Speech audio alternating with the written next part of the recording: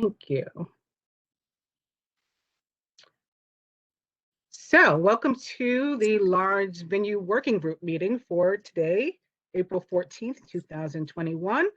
We're going to be working on guidelines to the extent that we can in 15 minutes. And to help with that, prepared a couple of slides.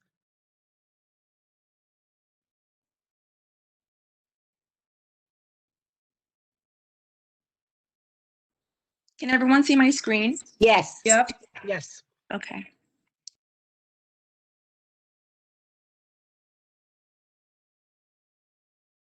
Okay, we can go to the first.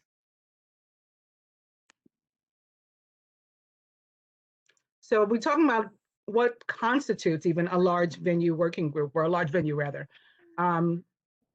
Large is such a relative term. So to help, I looked into other large venues in New York City. I basically Googled the top large venues and was provided with this list of 15. So going through them, none of them are in our district. And you can see that they're all pretty large. You can go to the next page. It's just more. No. Yeah. We need smaller. A smaller number for large venues. That's my opinion, right off the bat, Mariama. Right, exactly. We have places like the Intrepid. This one is an actual restaurant and club, Tao downtown. The name, don't let it fool you, it's in Chelsea. It's not down here. But all of these are in areas and streets that are much larger and not as dense as the neighborhoods within Community Board 1 or District 1 tend to be. We can go to the next page.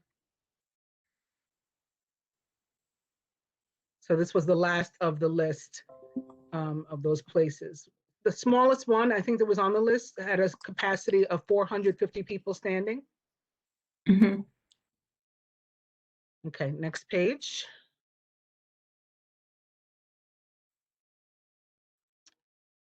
Okay, so the Department of Buildings actually has a designation of 75 people or more is what constitutes large. So we've had groups, establishments that seat more than this many people, maybe stand more than this many people in the past in licensing and permits that we've approved, but maybe we want to start, this is what we'll be discussing, right, as a group. Do we want to start now? Anybody that is 75 or more, just following along with the Department of Building stipulations, that's what we're going to decide as a large group or a large venue?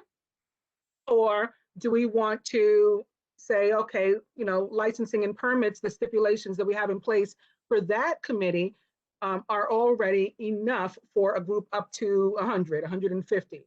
And so beyond that, we'll, you know, trigger large venue. I mean, and it'll be up to, you know, the working group. I haven't, that's not something like this that's decided yet. So that's one of the things we'll be talking about. Lucian actually put together a very nice and thorough list of guidelines based on many of the existing guidelines that we have already for Susan's committee, licensing and permits, as well as some additional thoughts that would be related to a large venue, such as security and, you know, different things having to do with the streetscape, transportation, deliveries, and all of that. I guess we can go to the next page of this. I love 75 or more. You do. I'm fine with it as well. I think that that's a lot of people. I mean, I guess if people were more comfortable at with 100, I don't have. I mean, but anything over that, over certainly 100 is a large venue to me. Yes. So here I just asked the question, what constitutes a large venue? And we noticed from the list that these types of large venues, that, as I mentioned before, tend not to be in densely populated residential areas, which is pretty much all of District 1 is a densely populated residential area. In fact, for the past 2 decades, Friday, located here, has been among the fastest growing residential neighborhood or among the top in all of New York City. with Manhattan being the overall fastest growing borough. Not anymore, sweetheart. Right, to present. Yes. Then the next one is Long Island City, right? That's going to take over, about to take over, they say. Next page. So this is a map of FIDI. FIDI keeps growing larger and larger and moving further and further west. But we see it here within the boundaries of these red lines.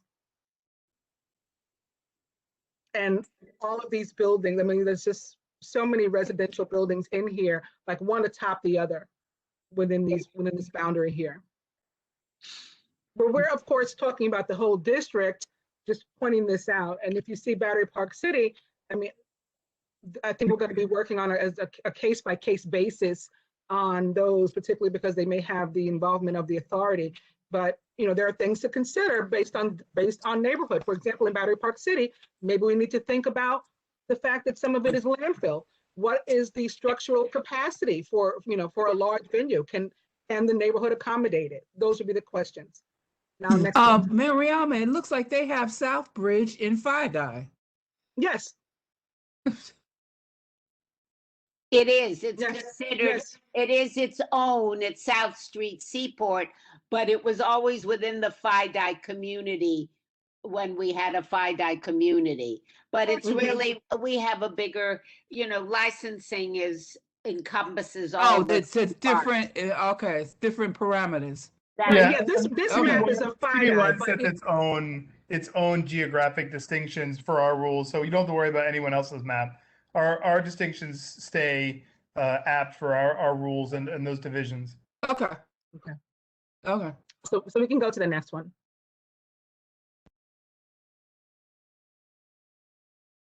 Okay, here is a list of the fastest growing residential neighborhoods in the city. Topped by Greenpoint, with all in Park Brooklyn. Slope being number 11. And the one location in Manhattan of all of this Is list of Tribeca? neighborhoods is Tribeca coming in at number 3. So that's another one within our district. All of these neighborhoods, you know, just need special attention, not because we're spoiled, because Oh, of wait. With all these high rises that they built in a 3-block radius with like 4,000 more people, this is not a fast growing neighborhood. Okay. Okay.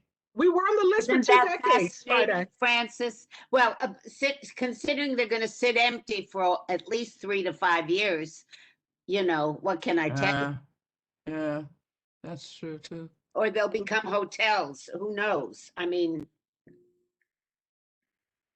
So we can go to the next one.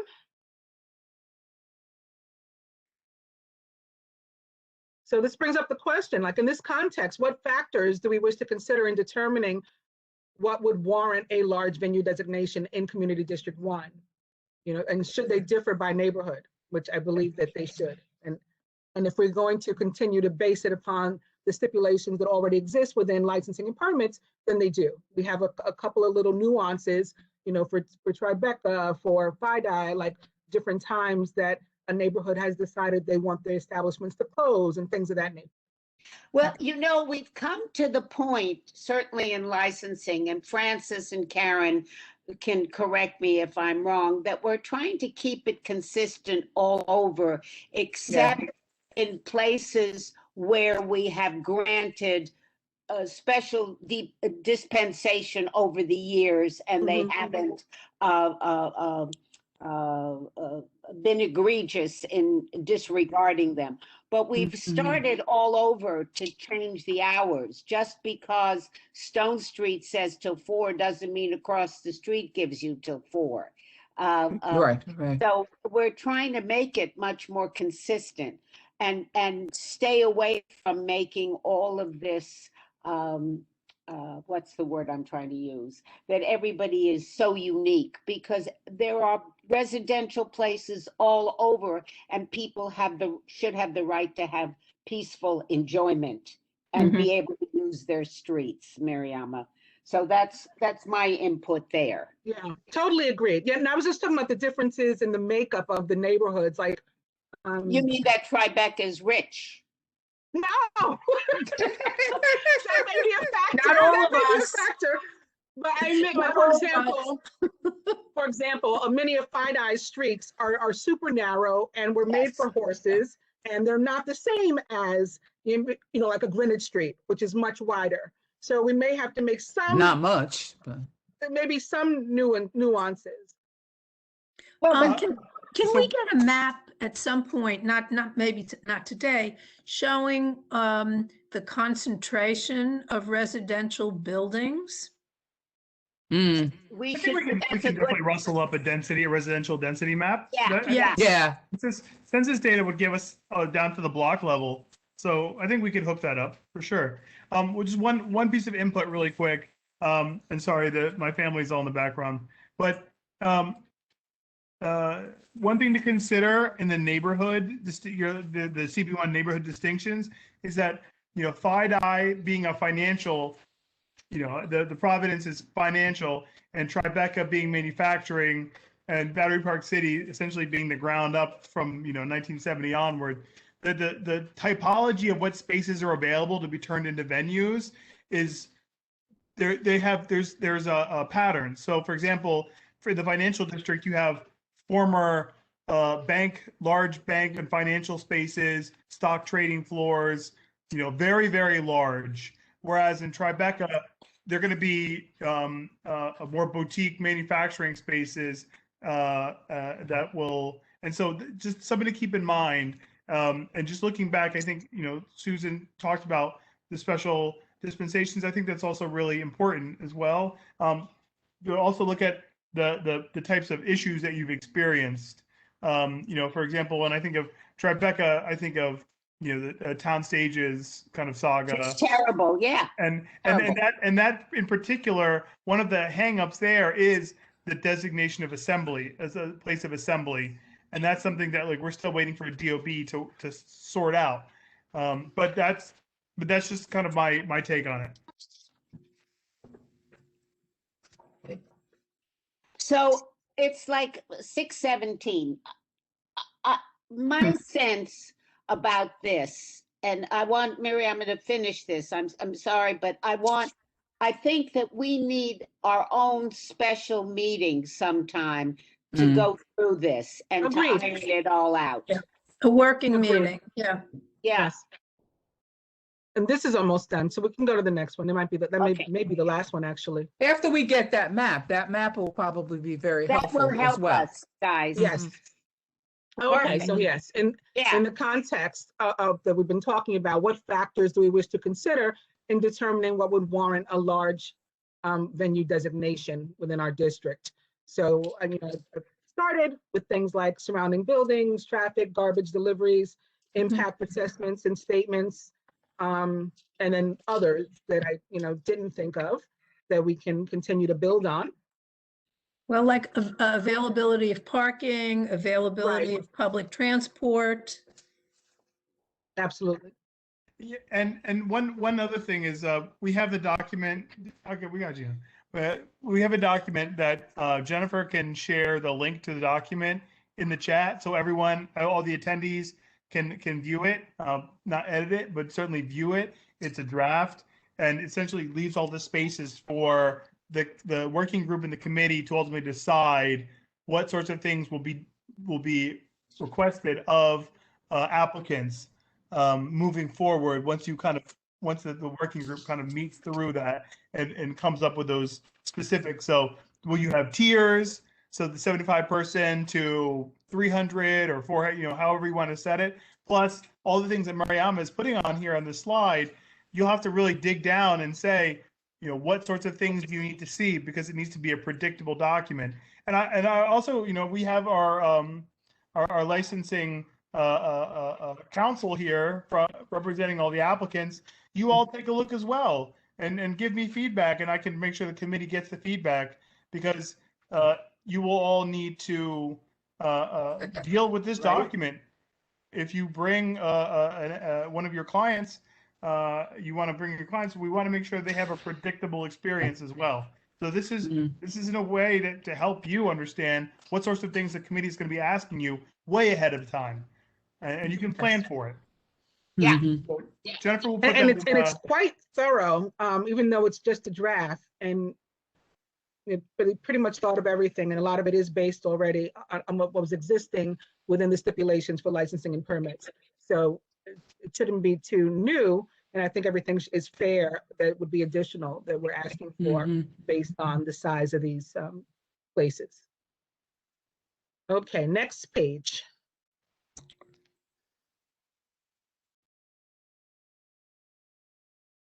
And that is the last. So I have the sources here. Okay. From where I got that information, if anybody wants to look at it themselves. And again, Jen can share that very thorough document that talks about a lot more than I just listed there. Well, why doesn't Jen send it to us? And then I think we have to figure out a time to have a meeting. All right? That's just us, that doesn't flow into something else. And if everybody's had their vaccine, maybe we could meet in person somewhere. I have Pfizer. I have excited. Moderna. I'm too. That's because I'm old. That's the, my mom Yeah. got that one. I have to, Moderna. We So, can even meet me too. outdoors if the weather's good. Yeah, Mhm. yeah, we can. I think that would be great. So let's try for that in May, Mariama. What do you think? Yep, that sounds good to me. All I right. will apologize for my background. I'm still waiting for interior doors, closet doors, paint, all kinds of stuff that I ordered in January. So my house is like half, Oh, stop. We're I all should have gone to a fine. completed room. I apologize. Okay, see you guys the rest of the meeting All or right. licensing and permits. All right. My dear working group and licensing committee, I will see you all some other time. I'm going to log off now. Jen's Bye-bye. got Okay, it. good night, Bye, Lucian. Jen. Bye, Bye. everyone. See you tomorrow, Lucian. Yes, see you tomorrow. Oh, Francis, how nice to see you. How nice to be seen.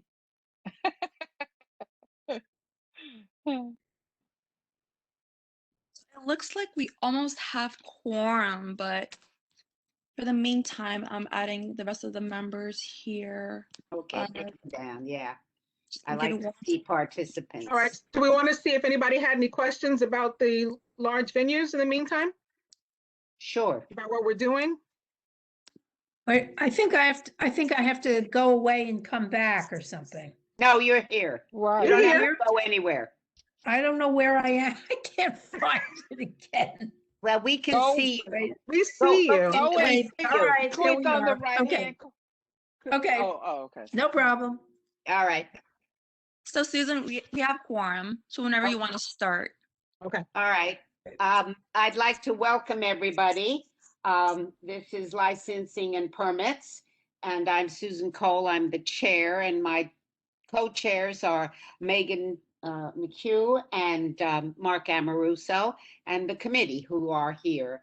So I'd like to move on. We have an agenda, and the first one that comes before us is we're doing it in order based on the agenda, is the 59 Reed Street, which is an application for liquor license that used to be Maxwell's. It's a transfer, if I'm not mistaken. And I would love whoever is here representing 59 Reed Street to introduce themselves and let Jen know you're here and we can start. Yes, So we hi, this have is- Benjamin Kornga. Oh, Yeah. here, there he is. There you are. Hello, Benjamin. Hi, good evening, everyone. I just want to Good see evening. if my client, Mike Zelenowski, is on. I'm sorry, I just- what is his just- name? Mike Zelenowski. Okay. He's listed. He is. Okay, I just wanted to call everybody's attention to the fact that there is also a renewal on the schedule for this same space for tonight. Yes, they're related. Okay. We have a resolution on file. Am I correct, Jen? That we did in way back when it was Maxwell's, I believe, but we have nothing for the new entity. Right. So yeah, this resolution was pretty old one actually, way back from February 2011. I also have this on, if you want, I can present that at some point after I have the application packet itself on the screen. Okay, why don't we go through the application packet? Sure. And Michael can describe it and we can all look at it. I'm going to remind anybody who wants to speak, put your hand up, you know, when you want to. I think my client is on, Mike. I think you're Yes. muted, Mike. He should be able to speak.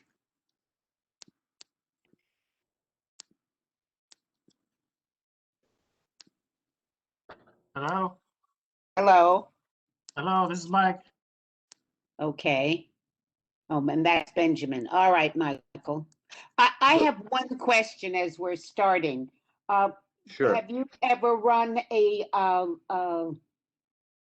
bar restaurant before?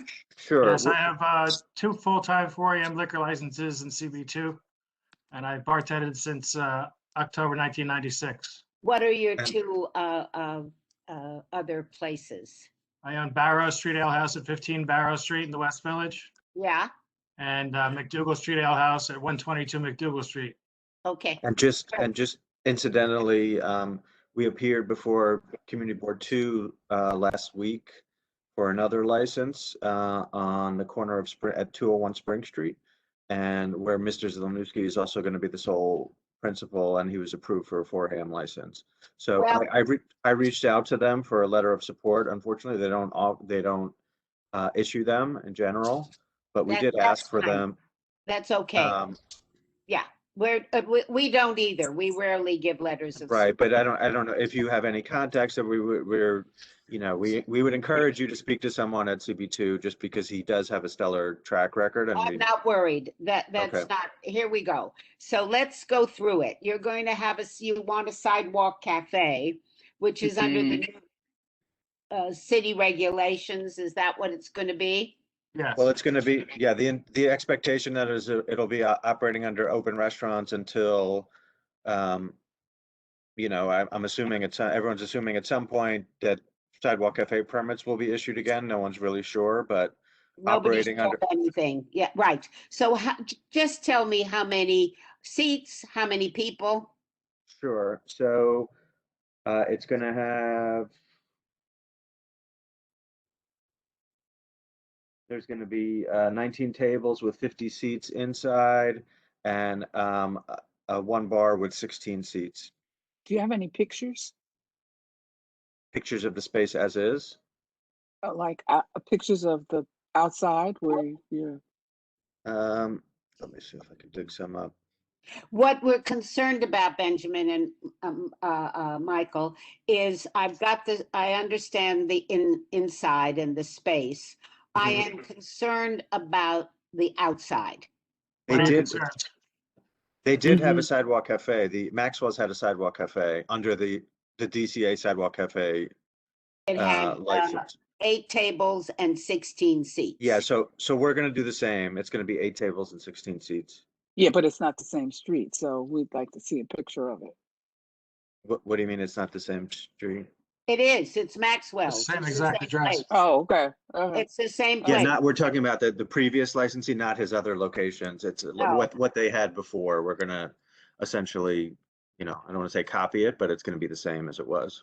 Okay. I recall the previous, there was still a lot of space along the sidewalk to walk and it wasn't intrusive. Yeah, Oh, okay. I believe it's a wider It's about 16 sidewalk. feet from storefront to curb. Yeah.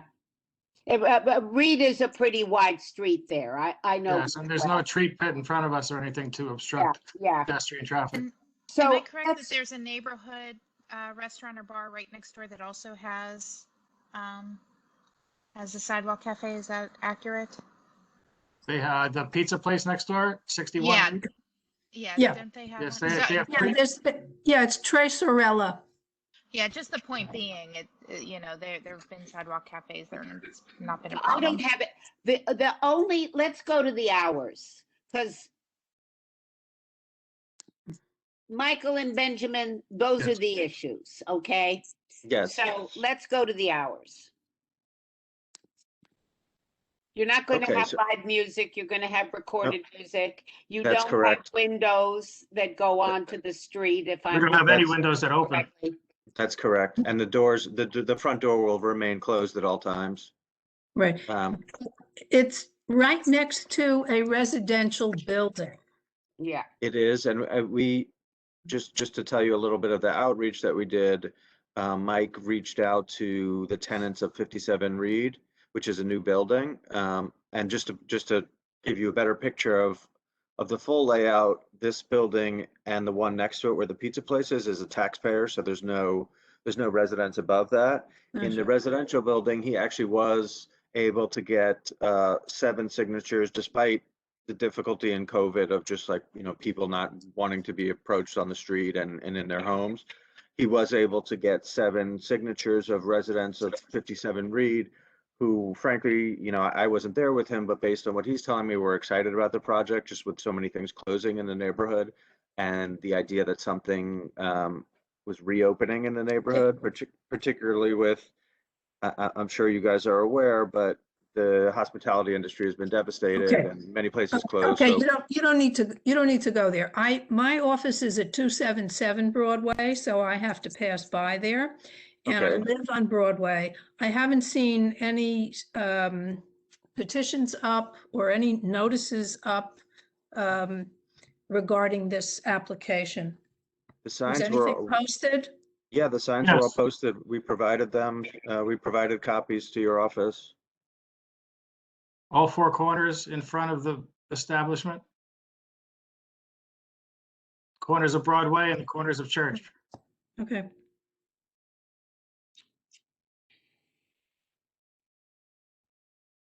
Okay. Yeah. I've seen Yeah, it. yeah. Okay. I'm not worried about that one.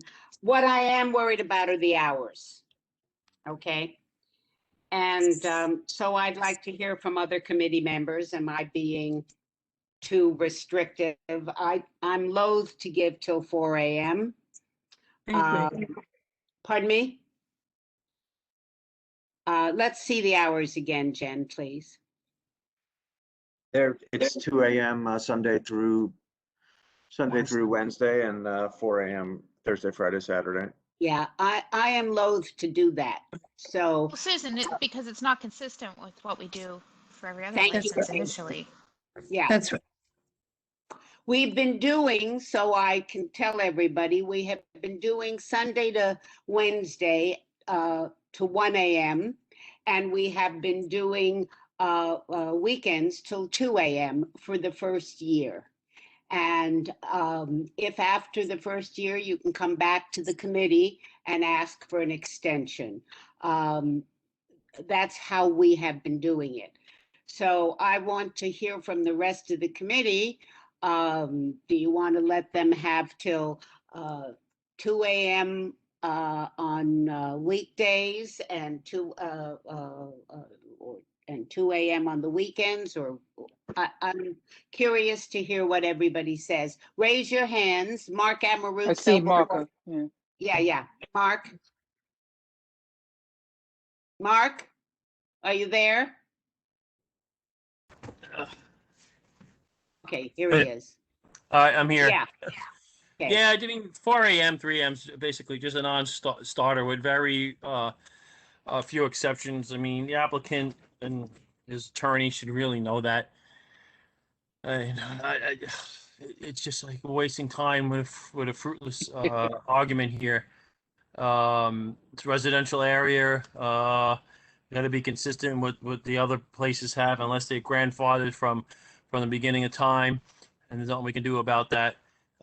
So it's it's just the hours are what we should go by, what our recommended guidelines are for everything else. It's just that simple. Right. Agreed. Yep, agreed. So our proposal would be to Wait. give you, before you speak, We speak as well? you absolutely, but hold on, let me just, so we know what we're speaking about, Thank you. is that we would give you till 1 a.m. from Sunday to Wednesday. Anybody can correct me if I'm wrong, and till 2 a.m. on the weekends. So, speak up. Can I Did you want to just, start? can I just address one point that I think Mr. Amoruso raised, which is that the issue of being grandfathered in. Now, this location, before it was Maxwell's, it was operating as Spaghetti Western. And based on the research that we were able to dig up, we got rent rolls from the landlord. They signed the lease in 1983. And we believe they had a 4 a.m. license. Maxwell's, Ward 3 definitely had a 4 a.m. and they went out of business. right. So Maxwell's was operating until 4 a.m. Whether that was part of their stipulations or not, I don't know. But I do know, we have press materials from the Tribeca Tribune that they were operating until 4 a.m. and also just like menus that they handed out that they were operating until 4 a.m. And as far as we know, there were no disciplinary complaints filed with the SLA. There's no adverse history there. So as far as basically they were operating until 4 a.m. and there was no one complained that we're aware of, and there were no issues with their operating until 4 a.m. As Mr. Zelenowski pointed out, all the other 4 a.m.s in the neighborhood have since closed. So you have Ward 3 closed.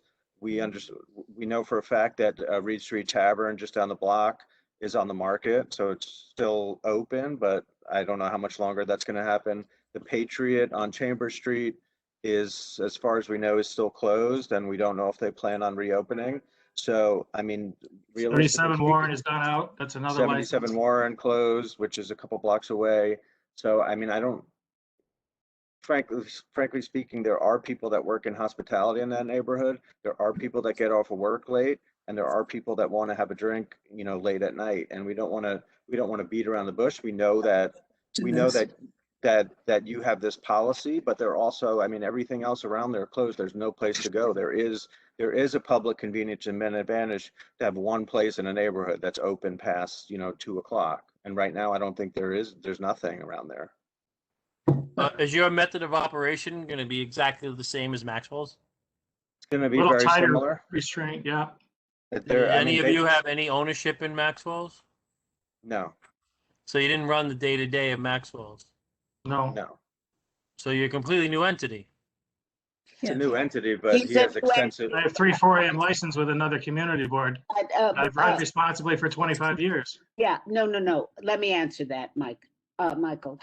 They have a track record. Michael owns a number of places he owns one on Barrow, one on McDougal. He's been in business a long time. I have such terrible difficulty with it all. I want you to be in business, and I want you to have, we all do. There's not anybody on the committee. But again, I just, 4 a.m. this first time around, and I would say you could come back in 6 months and see how you're doing. I would make it 6 months rather than a year, and I would be willing to give you on the weekdays still. I think 1 a.m. and we would change it. We could change it, and 2 a.m. on the weekends, and we would review it in 6 months. It's just the fact that the over market rent, despite COVID, is still there. There's still that obligation that I have to make that money to pay a landlord. Needs a little more time to be open. To fulfill that obligation, rent. And real estate taxes. Susan, I appreciate what he's saying, and we can't take that under our purview, what his financial situation is with the landlord. And secondly, the argument that it's in the public interest that they stay open till 4 a.m. so people that work in a hospitality business can get a drink after work. Or even night courts. It's really not in the public interest. That is not a public interest. Well, there are also, I mean, it's not just people. So, there are people that live in the neighborhood that get off of work late that want to. We understand that. We can't make an exception for you. Put your hands up. I have a question. I didn't see anything about food. Will they be serving any food? The full Yeah, menu with food the is chef. there. The full There's a menu, I full didn't menu see there. it. Mhm. The full menu. Okay. Wait, I'd like to call on Michael Francora. Michael, Hey, go thanks, for Susan. it. I will. Sorry, I'm outside. I apologize. That's all right. Looks like Don't I'll worry just swing about it. by. I understand the position of everyone on the committee who spoke, but I personally am sympathetic to what the business owner and the licensee is saying. So I personally would be okay with extending the hours, but I do understand what everyone else on the committee is saying as well. Just want to throw that out there.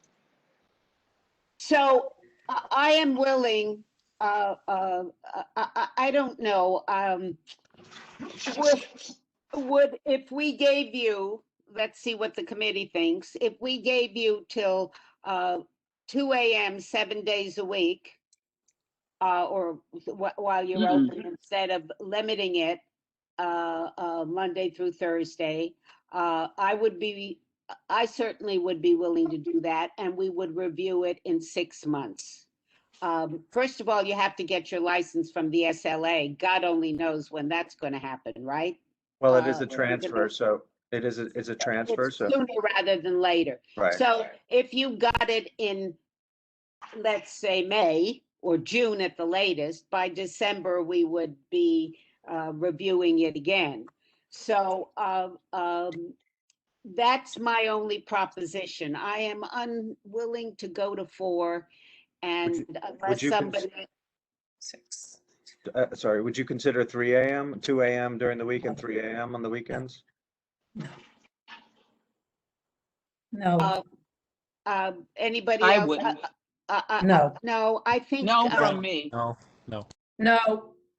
Susan, it's Megan. I agree with you. I think 2 is generous, and I think also that the stipulation should be clear. We're doing this in light of the recent, well, however you want to phrase it, struggles due to COVID, et cetera. But I don't think this should be a precedent that we set. I think you have to be very careful. You don't do that for other people.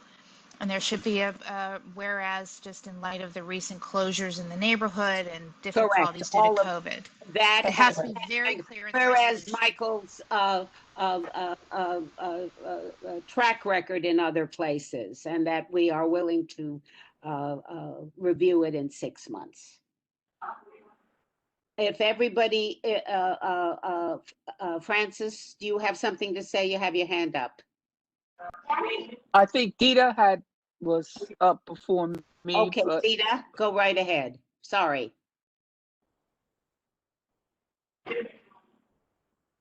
Oh, I was just going to say that I agree with Michael Fancor because I want the business to be successful. Okay. Thank you. Okay. So I'd like to. I don't go on, think Francis. that I don't, it's going to take, everything is not going to happen like real soon. It's going to take him a minute to get the business back up again. And I think that by December, that will be prime time, because then people will be back in the neighborhood, things will be moving, holiday parties will start happening and stuff like that. Right now, it's a great opportunity to be an introduction to the neighborhood again and reopen. Like everything else, if everything comes back at once, it's like, I don't think that you're being realistic as far as the amount of business that you're going to have between 3 and 4 o'clock in the morning, Not right at right first, now. no. Well, I know. So if we take 6 months, yeah, that's a whole nother story. And we are. I don't see it. I want you to understand something. We are making an exception for you to do it in 6 months. I appreciate Usually we usually do it in a year. So I've heard from you, and we've heard from your attorney, and I would like to have someone call the question and for us to vote on the resolution, if we could. And I call a question. Thank you. Thank you. And what I'd like to do, and we'll put it in the resolution, we will put that we will review it in 6 months. We will have all the things we talked about. Jen, I think you should call on everybody. I want to make sure those who are not in favor, I want to do a roll call, please. So let's do it quickly. Okay, Mark said that he'll be stepping away for 5 minutes, so I'll skip You'll him. call it back. Okay, I'll go ahead and start. Susan? Yes. Okay. Mark's not here. Megan? Yes. Daron? Yes. Francis? Yes.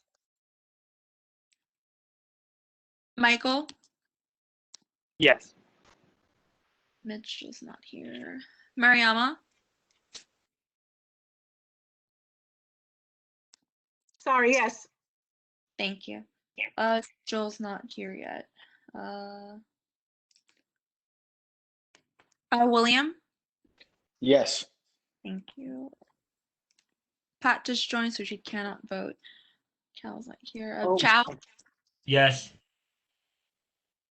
Jean? She's here. No, she's not. Okay. Karen? Yes. Okay.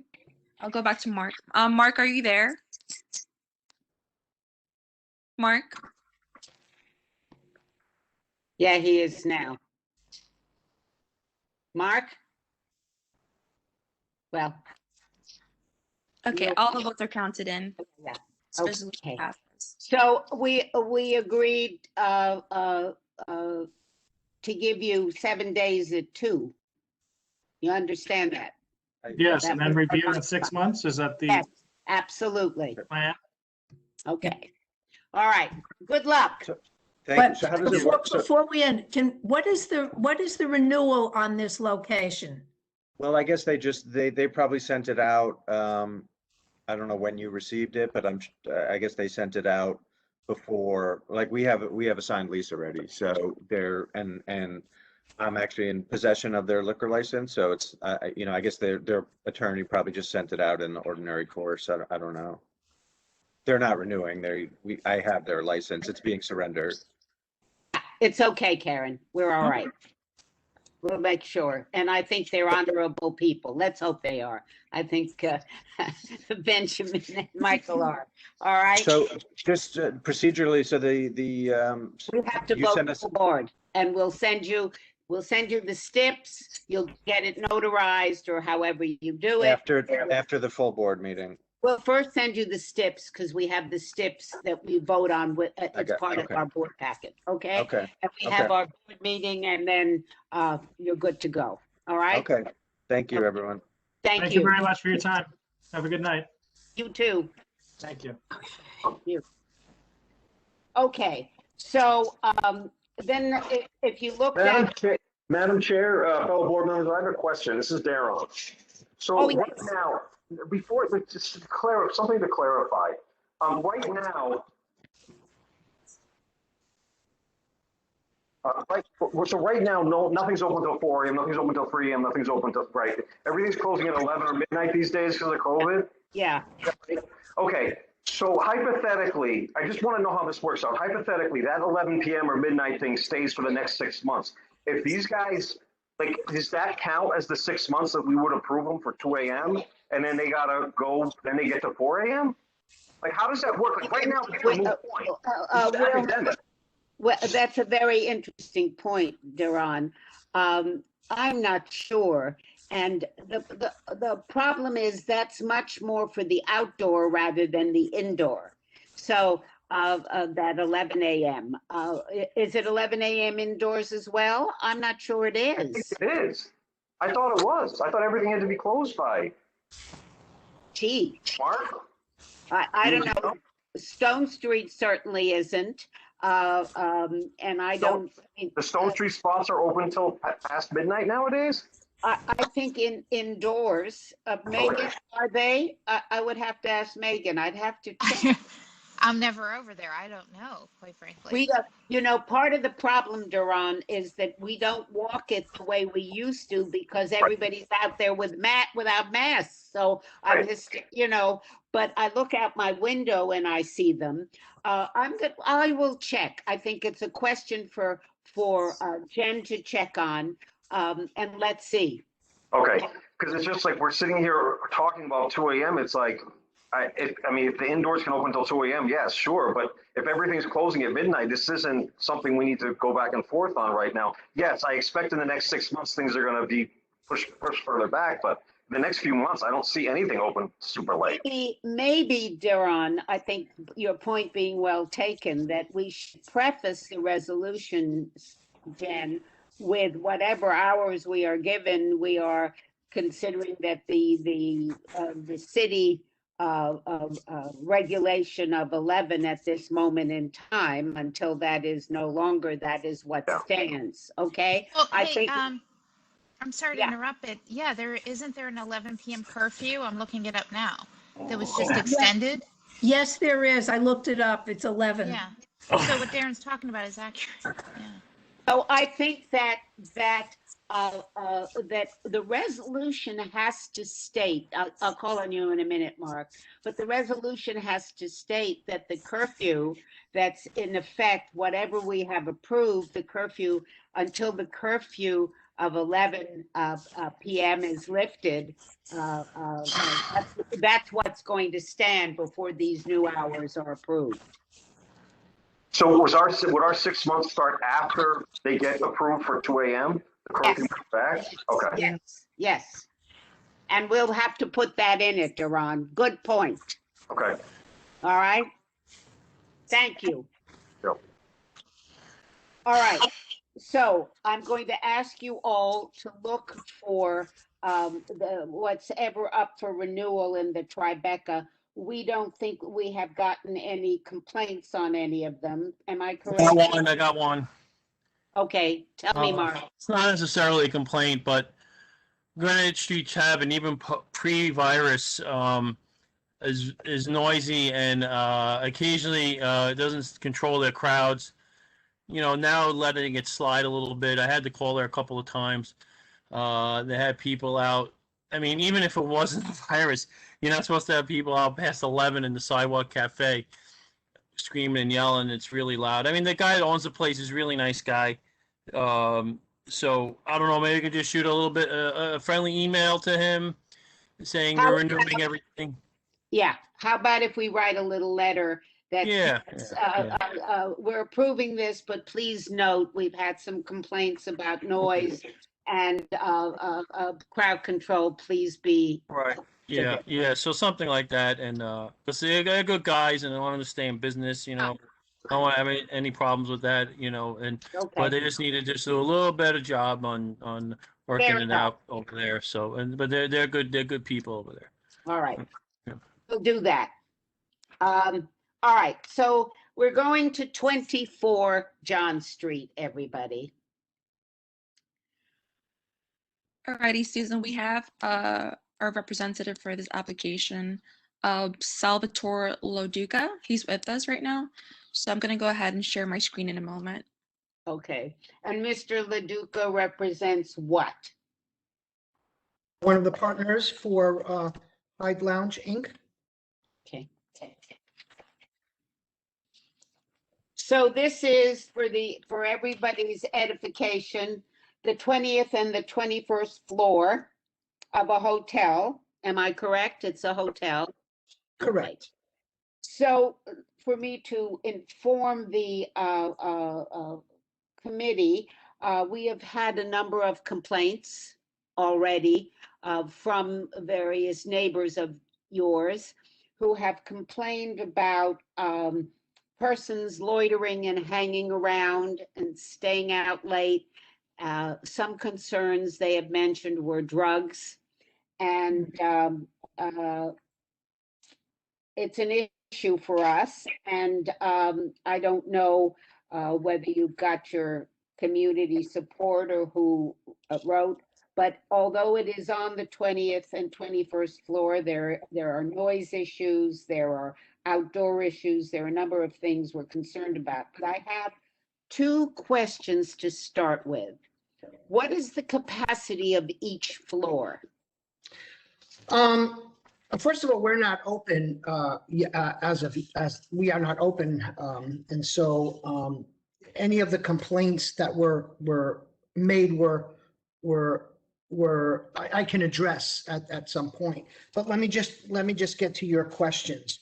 So the capacity is, we have a total public assembly capacity of 150 on each floor.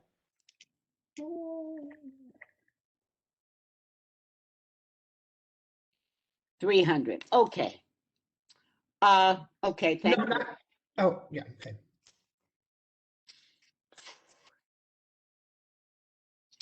All right. Are you going to have live music? No, well, we have music, through the radio, the system, but we're only going to have either DJ music, for if there's a private event, and they have a DJ. So, on the 20th and 21st floor, do we have a drawing to see the outdoor area? There is no outdoor area. There Both is of- none. There is no outdoor area. 20 and 21st floor are completely enclosed. So there is absolutely no outdoor area. Are there, go on, Francis. Will this fall under our large venue category since it's like, what, 300 people? No, hold on. We said there's, I don't know where you got 300. We filed for capacity 50 for each floor. 50. Oh, we thought you Uh-huh. had 150. Well, I A thought total of 100. you said 100. Yeah. No, I said 100. 50 capacity on the 20th, 50 on the 21st. Okay, we didn't hear you that way. I'm sorry. Mr. Paducah. Exactly. That's all right. Okay. That's okay. fine. All right. Okay. Withdrawn. And are there windows or doors that open up to No, the outside? No. Okay. Uh, So why don't you address the complaints we've gotten? so during this pandemic, we attempted to stay open and do the best we could. We reduced our rates and, we started getting, some element there. And once we started having problems, then we immediately instituted procedures where anyone coming in who booked a room would, we would not allow anyone else to come in unless they were accompanied by the guest and, or they were a guest, they had to show and then we allowed only one other person in the room. And so in any event, that situation has ended. We have not had any more problems in the last couple of months. So in any event, it was just a difficult period where, we were, when people book a room, you can't refuse them. And then at some point, we started implementing more stringent requirements for people who are coming in and out of the room. If anything now happens where something is, we immediately throw them out. So we have resolved that situation. All right, let's look at the hours, Jen, if we can. Susan, Yeah, can I say something about the complaints? yes, please do, Miriam. I didn't see your hand. I'm sorry. It's okay. So we had the police department at Quality of Life, the first precinct, at Quality of Life last month. And they spoke to this and they did concur that, the rates have been lowered and then that may have attracted an element. However, the other local hotels, the rates are similarly lower. They're all around the same rate. So it's unknown as to why this particular hotel was selected to have these shootouts and things at. But what the police department said was that it had been gangs, the Crips and the Bloods were having some sort of fight there. And that has now ended. And the hotel has employed new security tactics and employees. And so it should not happen again. And it has not. It's been about a month, I think, since the last occurrence. Okay, thank you, Mariama. You're welcome. Very helpful. So, there are his hours. So I just want to mention also, you know, because of the pandemic and because we were still working on, you know, at the time that we first came to Community Board 1, we had, you know, we had discussed up until 4 a.m. But at that time, you granted us up until 2 a.m. And so we're, you know, applying for the same hours that we did the first time.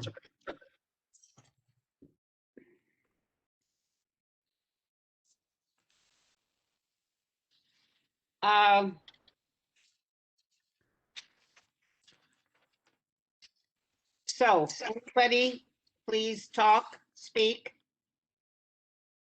So question first, again, just to be clear, the first notice that went up about this and sort of scared people and caused the complaints that began to roll in, sort of was indicative of a club, like a nightclub that was opening. And now the most recent notice I saw what you posted said bar/tavern. So which is correct? Well, you know what? I put bar/tavern. That's what my attorney said to place, but I guess it's a, I mean, it's a bar. I mean, I don't know. It's not a nightclub, right? Is it a dance club? Oh, I'm sorry. Is it a dance club? No. No, not at all. It's a bar. So a hotel bar, essentially. A hotel bar. Traditional Yes. hotel bar. Okay. Correct. It's open to the public. Yes, it'll be, well, mostly open to the hotel guests, or if we have a private event, it'll be, you know, only for private guests. Well, how many private events do you anticipate? I don't know at this point, you know, we anticipate some private events, and again, you know, we have 2 floors, so maybe one floor might have a private event and the other floor would have, you know, other patrons. In the past, we've sometimes asked people to limit the number, to agree to limit the number of private events. We could do that again.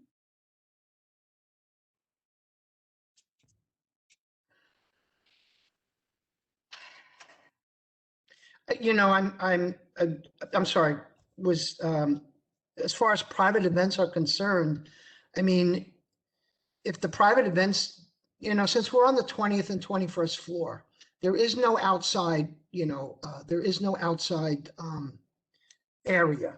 And so we are all, you know, any of the glass and the windows are all, you know, sealed. And so, you know, if we have a private event, so in my estimation, so long as it doesn't create any problems for any nearby residential tenants, I don't know where the limitation would come into and what kind of limitation that would be. Is the hotel no smoking? Yes, we are fully non-smoking. So the venue would be no smoking as well? Correct. So patrons would have to come downstairs and outside to the front of the building in order to smoke? Potentially, yeah. Potentially. Well, I mean, no, there's no other place. I mean, they can't smoke in the venue. They can't smoke in the hotel. Will you have security at the hotel, Mr. Loduca? I'm sorry. Yes, we always, anytime that we'll be having any kind of events or whatever, we will definitely have security. We have security now. Zen, I just want to point out in the application, did I hear that you said only background music? Because you do have checked live music and disc jockeys with respect to music on the application. And then, yeah, security on a quote, as needed basis. I think we would need a little bit more definition for that. Yeah. So as I mentioned, there's recorded music. I'm sorry, DJ I mentioned. Live music, you know, I don't know if there might be a potential where a private event may have some So live you're music. asking for live music Yes, when you want it. correct. And the live music would be when you have a private event, it wouldn't be on a daily basis. No, not at all. Only for private events. If they, Well, if- that should be so noted, that Mhm. the live music will only be for private events. Now, speaking, you were talking in terms of the potential to sort of engage and encounter with the rest of the community and perhaps disturb. I think we need to figure something out about the smoking too, especially, I mean, like what size events? How many people might be there at once and need to converge on the sidewalk on John Street? You know, Well, the venues, Mariama, according to Mr. Loduca, is that each floor can accommodate 50 people. So the most there would be 100, and I can't imagine 100 going down in the elevator to smoke all at once. But I Mhm. can imagine 15 or 20 people being out there smoking, or 10 or 12. And I guess that one of the questions would be to ask Mr. Loduca if there were these venues that they would really try to or provide security so that there's not hanging out in front of the hotel smoking, that that being part of what we. yes, for sure. Anytime we would have any kind of, a private event, there would be enough and sufficient security. So in the event that, people congregating, we will always have that kind of security available. Well, we would put that in the stipulation and the resolution to make Okay. sure. So everybody, go back to the hours. It's Pat. Can you hear me? Yeah, go right ahead, Pat. I also wanted to ask that that first of all, the private security, they should also have someone who's directing traffic or taking care, some sort of traffic plan if they're going to have large events. And also that the security downstairs should be monitoring the noise to make sure the neighbors are not disturbed. That people out there smoking, they've had a couple of drinks, they're getting loud, someone should be monitoring them. Yes, we have no problem. We have no problem to do that. Well, why don't we put that in our resolution and in the stipulation, Jen, regarding the some form of traffic control? My sense is they're not going to be 50 cars or 20 cars pulling up at once, but let's say that there will be, if there is some issue around traffic, that there will be traffic control provided by Mr. Leduca's security staff, as well as monitoring the outdoor noise and smoking levels. How's that? Pat? Hello? Karen? I just wanted to call everybody's attention to a question that turned up in the chat. Because we're speaking about this right now.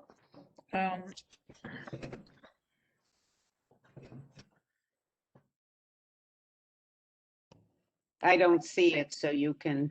All right, I'll read it. It's from somebody named Bill. I am representing neighborhood residents in the immediate neighborhood. Have lived there 25 years. The operation of this establishment has been less than stellar, and we are very concerned about the bad elements this hotel attracts. Do you want me to respond to that? Yes. Yeah. So when we opened this hotel in April of 2019, we had 5-star reviews. We're talking about a 4 and a 4.5 star hotel. We put a lot of money into this hotel. This is a high-end hotel. We never had a problem with anyone until the pandemic hit. When the pandemic hit, we closed the hotel from March until July of 2020. We opened up again in July because, we have to survive. And so, unfortunately, as we said, because the rates were low and we could not keep the rates high, otherwise we would get no business whatsoever. Yes, we did have some problems. And as you mentioned, we took care of those problems, and they don't seem to be, we're not having those issues anymore. Our rates actually have increased. We've implemented many security measures to make sure that the elements that were there before are no longer there. So first of all, I want to say that we're a 4.5-star hotel, and the hotel is beautiful. And so unfortunately, this pandemic, put not just myself, but many hotels in the area. And as you mentioned, we haven't had any problems since then. And so we hope, that will be the end of that. I'm going to call on two people who are attendees who I think are from the community, Debbie and Bill. And I'll first ask if we can unmute Debbie, Jen, and let her, she's a community, I believe a community member. Would you like to speak? Yes. Hi, can you hear me? We certainly can. Okay. So I live just across from the hotel, and I would like very much to be able to share with you the complete change in the way that we all live, those of us who live on John Street and Nassau Street and the immediate area. There has been communication between the boards of the buildings around with the owners of the hotel, which they were aggressive. They were beyond non-responsive, actually almost threatening. The drug dealing continues. It has not stopped. The police continue to park their cars facing directly to his entrance as often as they possibly can spare people. I can tell you that over Easter and the Jewish holidays, we got to share with our family and guests the constant drug dealing happening in cars now, as opposed to just simply out on the street. So I guess that's somewhat of an improvement. To say that it has changed the way that we live, our teenagers' ability to leave their homes and hang out with their friends, or for the rest of us to return home and feel comfortable on a Friday night or a Saturday night, has been completely taken from us. So anything that we're being told, I can't explain to you boldly enough how these people have not earned our trust, have not earned the trust of our community, and do not deserve to be granted this license. Thank you, Debbie. I'm going to call on Bill W.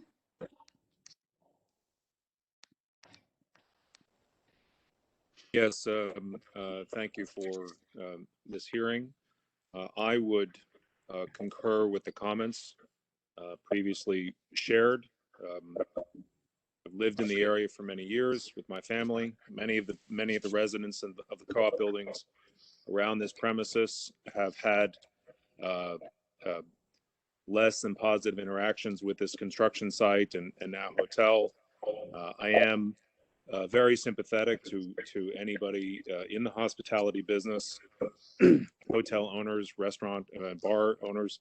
The neighborhood is populated with many hotels and many bars and restaurants for reasons that are maybe not quite clear.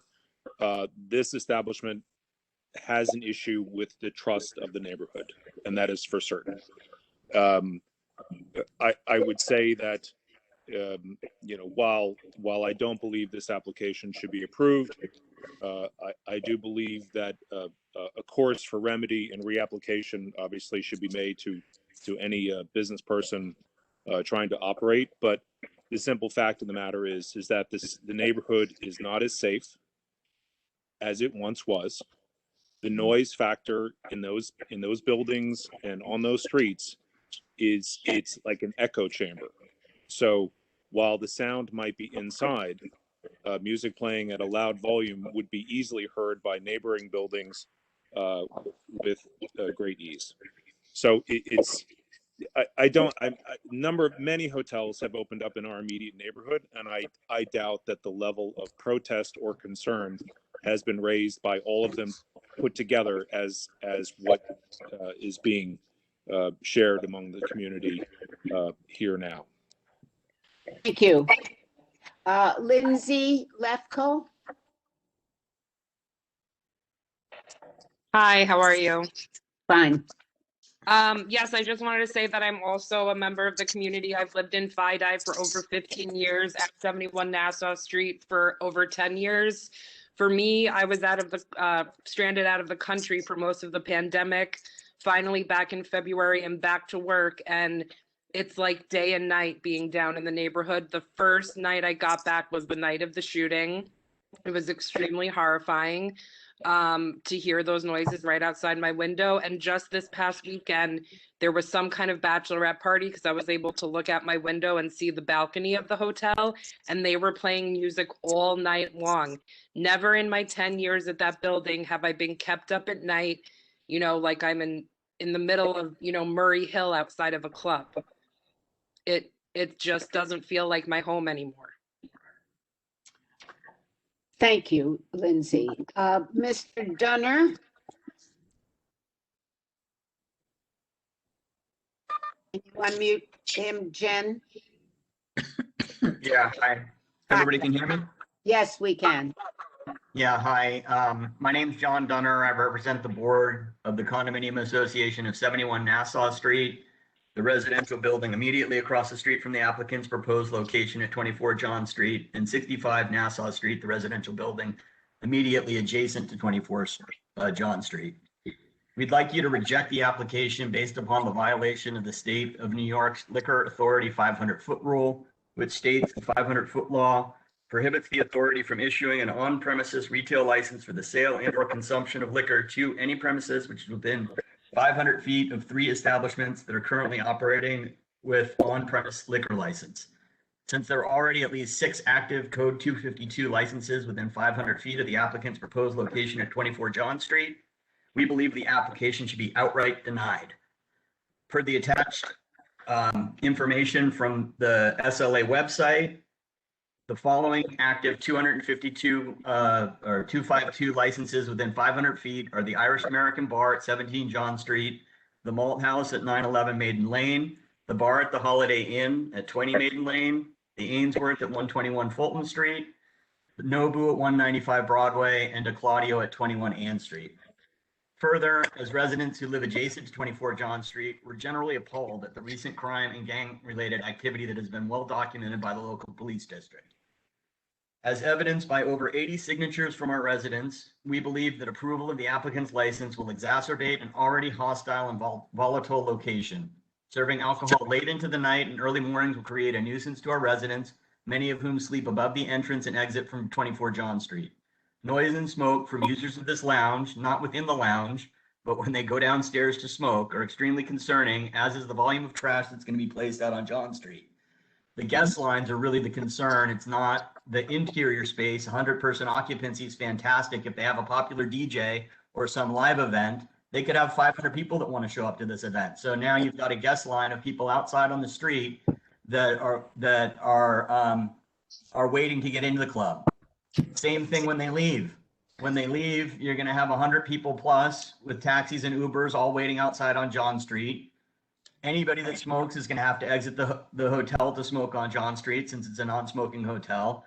And as mentioned before, the narrow street already creates an echo within the surrounding buildings that will affect all of our residents. Further, and it's important to note, the private facility has absolutely no benefit to the community, as it will mainly support guests of the hotel and exacerbate our issues within the community. So given that, we urge the Licensing and Permit Committee, members of CB1, to please consider the concerns of the resident and deny the application outright. Thank you. Thank you. Susan, can I ask a clarifying question? Maybe Mark can help with this. I vaguely remember on another building, it was a tower, that the height of the building or where the establishment was actually going to be located was was counted as part of the 500 feet. So like, whereas this is 20 stories high, it's not ground level. I think that that is added into the distance, has to be, included when you're counting how many feet away the next establishment is.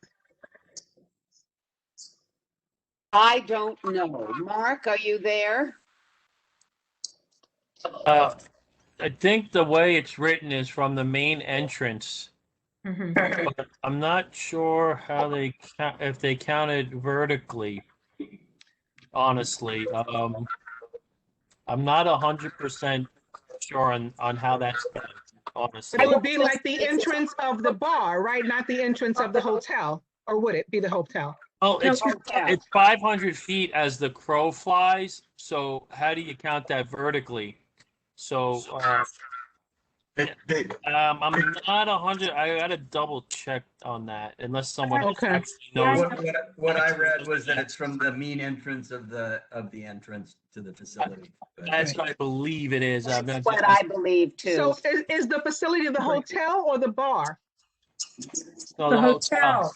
The hotel, The main entrance of the hotel. Okay. That's what it should be, but it's a good question. I'm like 99% And I think sure it came that's up in one of the bars or something that was going up in like Tower 2. It was so high up that they were close to nothing.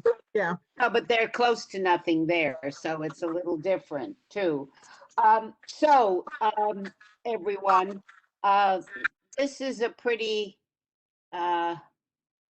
heavy-duty response for us. Yeah. And I'm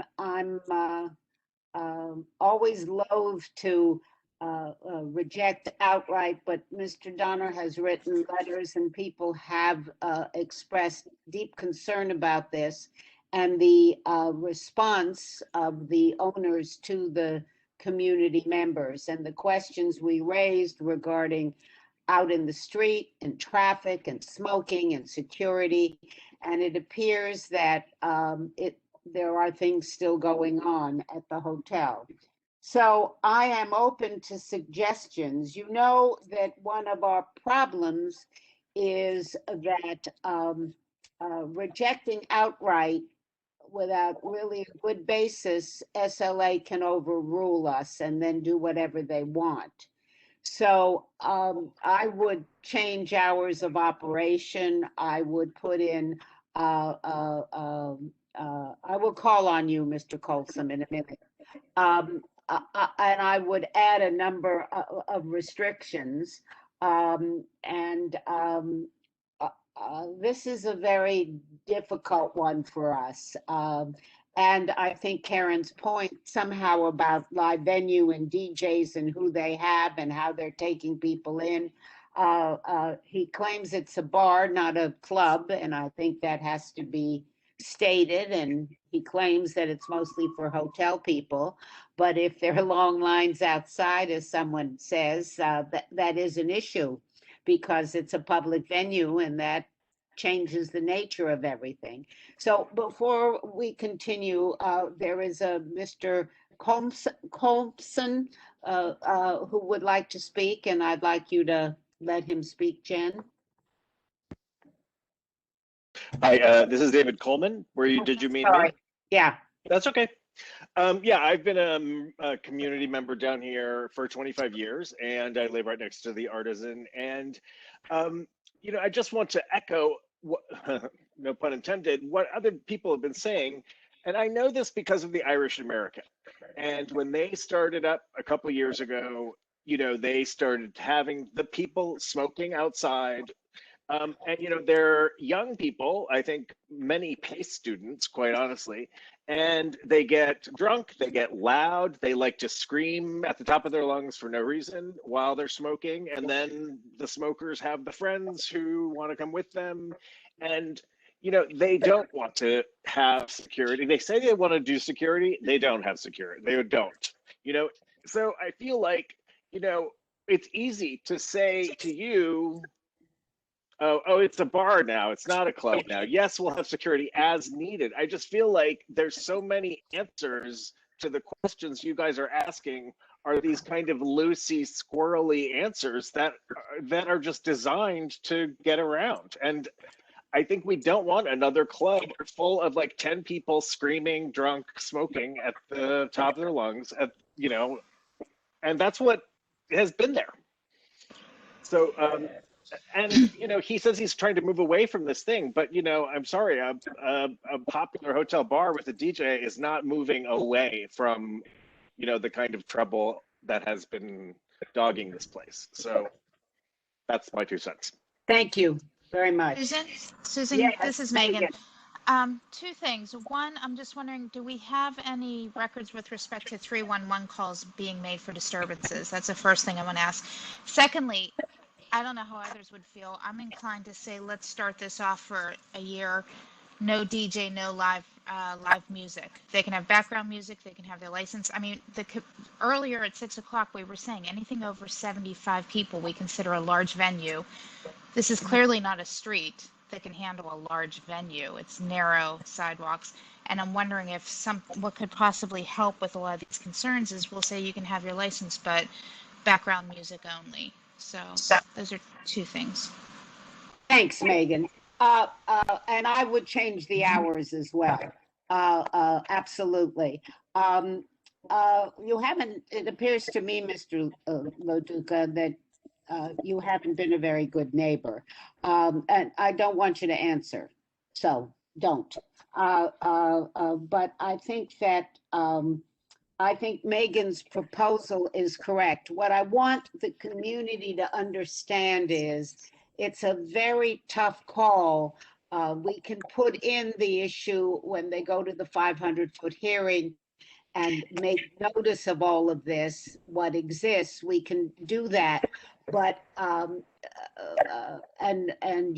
we will try to inform you when they go to the 500-foot hearing to let you know. And someone from our office or one of us may be able to go to discuss this. But if we don't set up the parameters, anything can happen. And that's what bothers me the most. So I would propose to the committee that Monday to their hours be reduced based on the complaints that we have had. I would reduce them to, go back, Jen, again, because I don't get this all total. I would propose Monday to Sunday, certainly not till 2 a.m. I would give them Sunday to Thursday till midnight, and I would allow them to have Friday and Saturday till 1 a.m. I would also, there is the issue of putting it, in the public interest and saying it is not in the public interest, and we reject it. However, Mark, I always worry about this, that we could vote it down with stipulations to the SLA, that we would recommend that it isn't in the public interest and they reject it. However, we would require the variety of things in terms of time, security, real security, and Megan's point of no live music. Live music or DJ, Susan, or DJ. And more visible security. And I think the security has to be visible, absolutely. Right. I mean, we can reject the application based on what was said, and with the proviso, we urge the SLA to reject the application. However, should you decide to vote in a favor of an approval, these should be the conditions. Yes, that we would reject it because it is not in the public interest, as neighbors have stated to us. and various complaints. However, and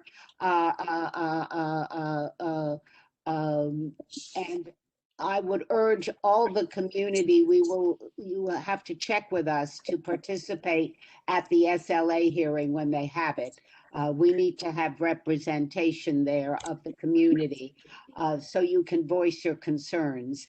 And that if the SLA should go forward, these are the things we would request.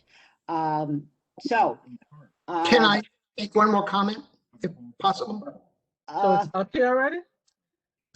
Toilet papers or paper towel? I can't, too much talking. Just wait a minute. Okay. Mr. Paducah, just wait 1 second. Sure. And I would change the hours, as I stated, to midnight and to 1 a.m. If they were allowed to continue, if the SLA gives it to them. But I have no trouble voting to reject this and in the public interest based on the community response and that there should be The history. Yes. So do I have that's my proposition, my proposal. I'll second it. I'll second it. And that this will be a very strict resolution and stipulation that we will put in of all this related to security and venue and all kinds of things. The applicant wanted to make a further comment before we vote. Yes, you may, Mr. Loduca, please do. So I just want to reiterate, that when we opened this hotel, we didn't have any problems with the neighborhood.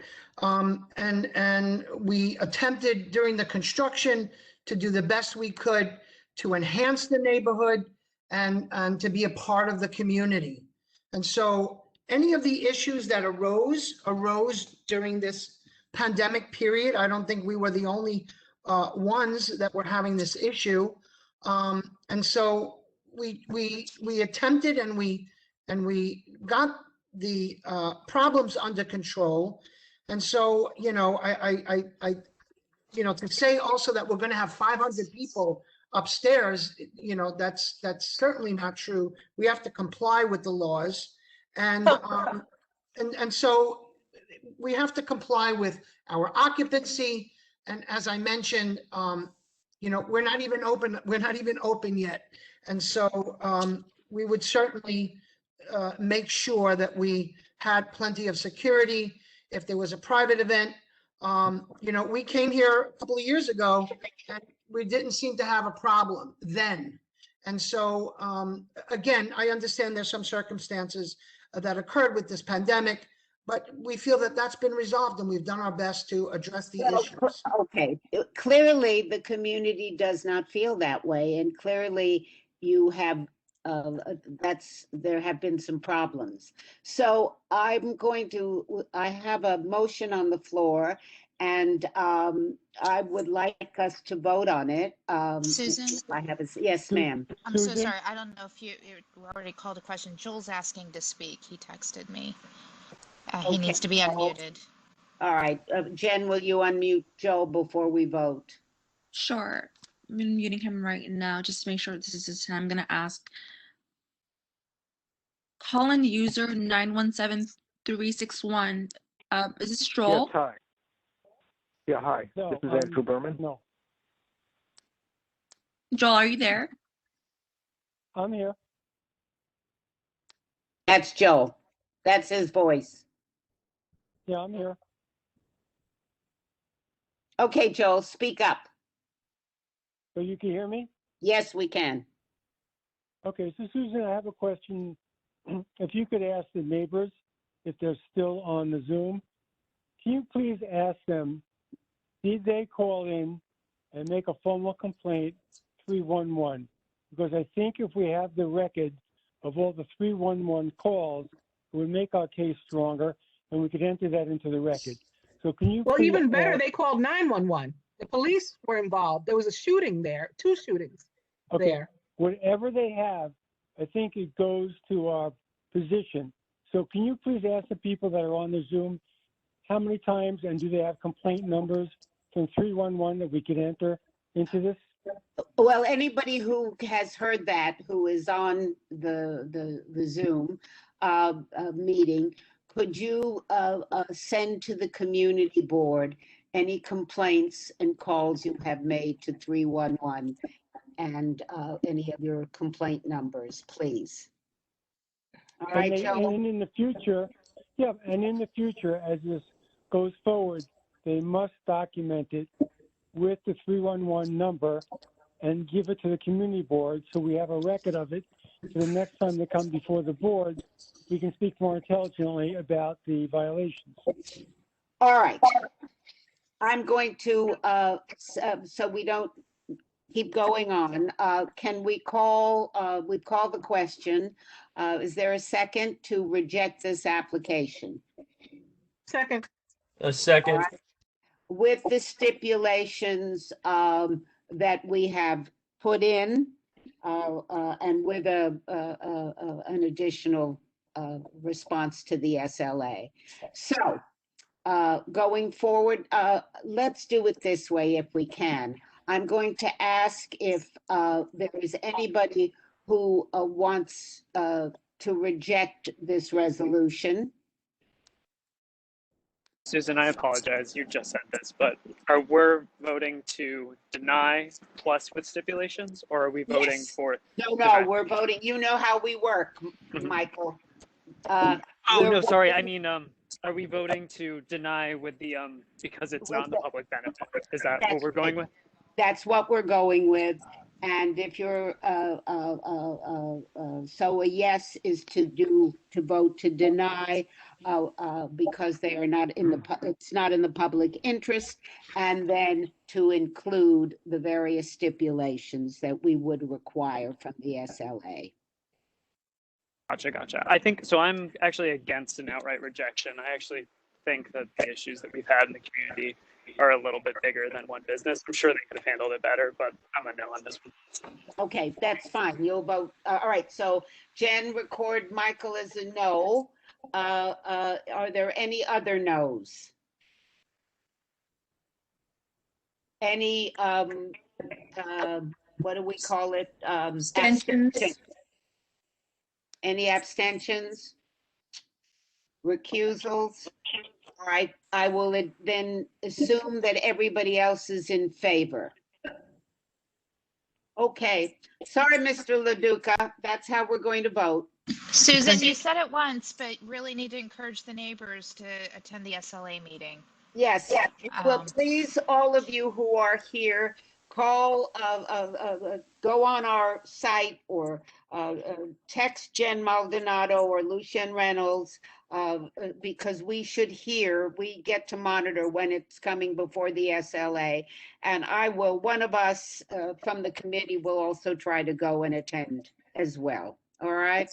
The SLA and the 500-foot hearing. Thank you. Mark, let's look up that rule though, because I think that the matter of whether a business is in the public interest or not only applies when there's a 500-foot hearing. That's right. That is correct. I believe so. And accordingly, if it is in the 500 rule, which we will check, then we can do that. So we have 2 weeks before our board meeting to do this homework. So we will do it.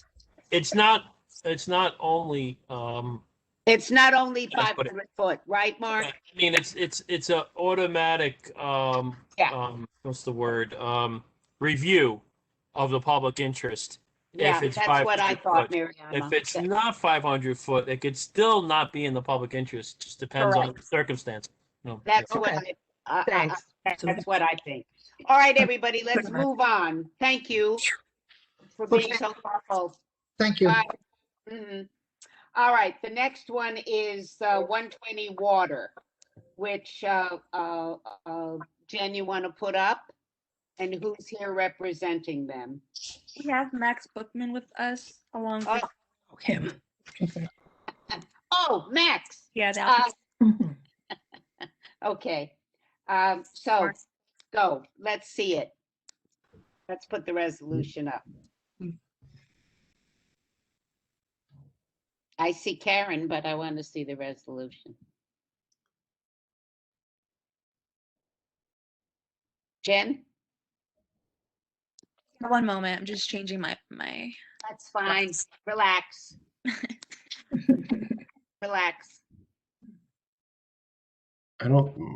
I just want to say to my committee that I think you're all fabulous, and I thank you for being so thoughtful, all of you. There. Move on. Hi, could everyone hear me? Just, yeah, let me, before I introduce you, Max, let me go through it. Let Jen run through it all. This is on Water Street. What are the cross streets? Well, I have you, Max. It's water between Pine and Wall. Oh, okay. It's on the west side of the street, correct? On the west side of the street, yeah. On the east side is the big 100 Wall Street Yeah, building. yeah. Okay, keep going, Jen, so I can look. We can look. I also got some other people who need to be promoted who might be talking. Okay, 25 floors. Keep going. I wonder if And I have some updates on the hours, which you're gonna like to hear. So there's a first floor, a 25th floor, and a rooftop. Okay. I know. I hear all the boos from all the way in my apartment. Yeah, But we'll talk about it. All right. So the capacity of the dining area is where? On the first floor, Max? On the 25th floor? Where is it? Dining area is, so there's a full service restaurant on the first floor. How many and then people does it serve? we got 64 seats. Okay. Not And that then big. None of this is that big. No. And the 25th floor, what do you want? So the 25th floor and the roof on the 26th are connected. It's one operation. So there's basically, it's a rooftop, a small rooftop bar. So the 25th floor is fully inside, except for two small terraces that do go outside. And then there's some stairs that go up to the actual roof on the 26th floor. That's part of the whole bar operation. Up there is a service bar only with earlier closing hours. And how many people can the roof hold? 56 seats on the roof. On the actual roof, the 26th floor, 56 seats. And on the 25th floor, which is, the inside part of the roof, 50.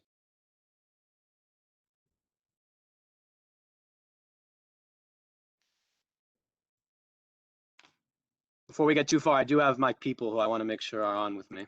She'll make sure. All right. I had just some opening comments I wanted to share. Well, let me keep looking and then we'll let you. Okay, no problem. Keep going, Jen. I need the hours listed. And music and blah, blah, blah. Yeah, I could tell you all those things. I know, but we like to just see. Yeah, fair enough. Okay. All right, Max, you're on. Go to it. All right, so thank you, Susan. Jen, thank you as well. I do have 3 people with me. I just want to make sure that they're all able to speak if needed. There's Phil Dorn from my firm, Raj Guru, who's the hotel owner, and Stephen Lafredo, who's going to be the hotel management company, the F&B management company. Sure. Okay, I move Raj and Stephen. Okay. Finalists, they're able to speak. Unfortunately, Phil Dorn, I cannot move him to panelists for some reason, so I'll have him unmuted. Okay, I just wanted to introduce everybody to Phil Dorn. I guess you're not going to see him. He's a new associate at our firm, and he's going to be joining me at these community board meetings. Lucky him, Max. That's right. It's a pleasure to meet you guys. I don't know why the video is not cooperating, but I can see all you guys, and it's a pleasure to meet Okay, you. fine, thank you. I also just wanted, before we say anything else, just want to spend 15 seconds saying good for you for doing the large venue working group. You know, the community board process is the most unpredictable part of the liquor licensing process. So the more you can give us guidelines, like let us know how you're going to approach large venues, the better it is for everybody. So I applaud you for doing that work. So it's nice to see some familiar faces. For those of you who don't know me, my name is Max Bookman. I'm an attorney who regularly appears before this board. You've already met my associate Phil. Also on the line with me is Raj Guru, who is going to be the owner of the hotel, and Stephen Lafredo, whose company is called Seasoned Hospitality, and he's going to be the food and beverage manager running the restaurant and the upstairs space. So this is a hotel license application for a new hotel, new construction on 120 Water. As you heard me tell Susan, it's between Wall Street and Pine. You know, well placed right next, you know, basically right almost on the corner of Wall Street, right across from 100 Wall Street, which is that huge commercial building. It's going to be an Indigo hotel. The brand is called Indigo, which is a brand that is international. It's part of the Intercontinental Hotel brand. They have Indigo hotels. The 128 key hotel. So, you know, it's fairly modest, not a huge hotel. It's a slender building that's fully topped out at this point. As I said, 25 stories plus the roof. And the F&B options here are going to be fairly modest and intimate. So there's a restaurant on the ground floor in the lobby, which which is behind the check-in area. So you walk into the hotel, there's the check-in area. If you keep walking towards the back, there's the restaurant. That restaurant has a bar, and reasonable, restaurant hours. We're talking about midnight on weeknights and 1 a.m. on weekends. Open at 7 a.m. for, hotel guests, people who want to eat breakfast, lunch as well. And then on the roof, as you heard me telling Susan, there's an indoor and outdoor component to the roof. Also not, as far as rooftops go, it's not the largest rooftop you've ever seen. The only customer bar is on the inside portion. So that's on the 25th floor. That's where the customer bar is. On the exterior portion, which is when you walk up onto the 26th floor, which is all open, there's a service bar only, and that's just so wait staff can serve people out there. Also, reasonable closing hours. I mean, I heard Mark Amoruso on a previous application tonight talk about not wasting anyone's time. So we didn't want to waste anyone's time, and so we gave you exactly what we need. We're not talking about 4 a.m. or anything like that. We're talking about on the outside portion, 10 p.m. on weeknights and 11 p.m. On weekends, Friday, Saturday. That's the outside portions. So no music out there.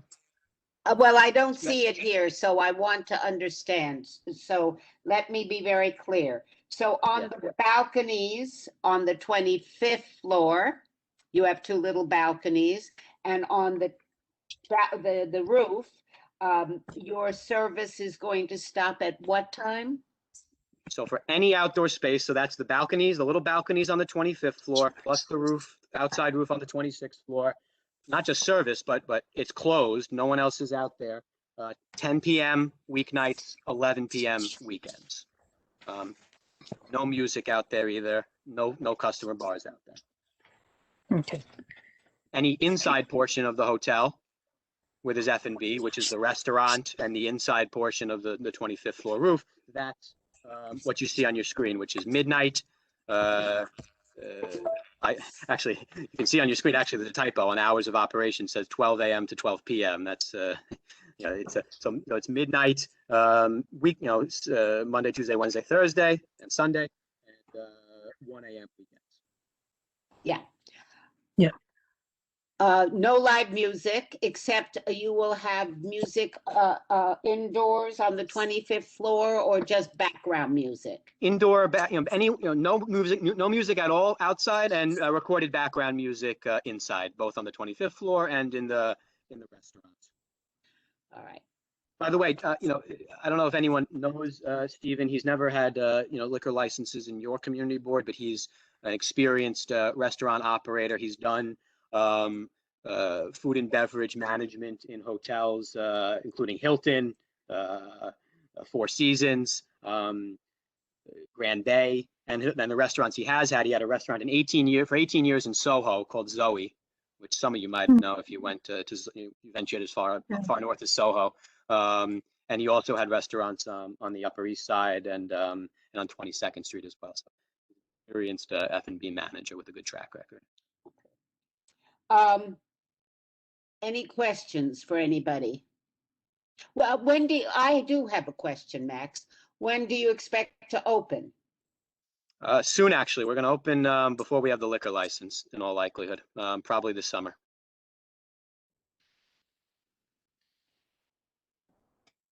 Any questions from anybody? You're kind of golden tonight, Max. Yeah, I have No. visual. No, I got lots of Rooftop is of concern. Even just sometimes 5 people can cause a disruption, and we know how things echo, and it's amazing. Sometimes you can hear someone's conversation, 500 feet away, just depending on logistics. So I do have a problem with the rooftops, as you know. So I don't know what anyone else feels about it, but I did want to say something to Mark. Sorry, Mark. Especially since it's not built yet, I don't think, right? Well, it's in construction. Yeah, so It's almost, as he said, finished. I haven't Right. really looked up. That's a I kitten. want to say something. Susan? Yes, Joel? Yeah, it's me. So I think we have lots of problems with this. And I echo what Mark said. I mean, if you look at Stone Street, even when there's no music out there, you hear that din of people out there talking and eating and everything else. And that part of the downtown area is where it echoes the most. It's just a giant echo chamber. So I am not in favor of any roof deck, anybody being outside.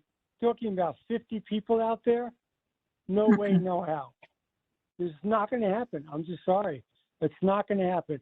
And by the way, Susan, I think that's where the old Italian restaurant is. Is that correct? That went out of business? I Is that don't. where the hotel's going? Is I'm that not across from the Hyatt? Is that across from the Hyatt? I don't That went out know. of business? Well, I have a couple of questions. Every single hotel, and I think at the last count, there was over 30 hotels in Lower Manhattan during the boom. And then, of course, COVID hit. Now, all these hotels that are out of business and are completely empty now turned into or going to turn into either low-cost housing or to house the homeless. So I'm just not really sure why more hotels are coming down here when there were just so many empty hotels that went out of business. But that's a business model that he has to invest in and think about. I don't get it, but okay. As far as the roof deck, having people out there and thinking about having a liquor license out there, and even without liquor people being out there, that noise is going to carry all, and you're not far from the water, and we know how the water just accentuates the sound. So no way, no how. I don't care what his hours are. That's going to keep everybody up all night, 11 o'clock, 10 o'clock. We had enough between Stone Street and everything else. We want, when we come home from work, we want to relax. We don't want to really hear other people's noise. And the same thing just happened with the other licensee we just looked at. Those people in the community are sick and tired of it also. It gets to a point where you're just fatigued about all the noise and everything else. And everybody else downtown is so stressed out. And we have an element coming down here.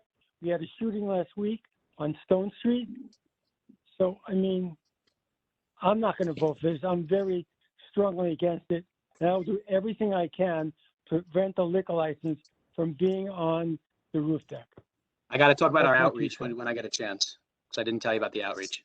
Just hold You on, can Max. outreach all you want, Max. Max, you can outreach all you want. It ain't happening. We talked to the neighbors who would actually be impacted. So I want to tell you about it. Yeah, Hold okay. on. I can't wait to hear. All right, Joe, anybody else? So, I'll listen to you, we'll listen to you, Max. Do you about the neighbors, or if you have any, Yeah. signatures or whatever? And then I want to ask Mark something, but go on. So just quickly about the outreach, to our right is a Holiday Inn, to our left is a commercial building that's being renovated and is not going to be residential.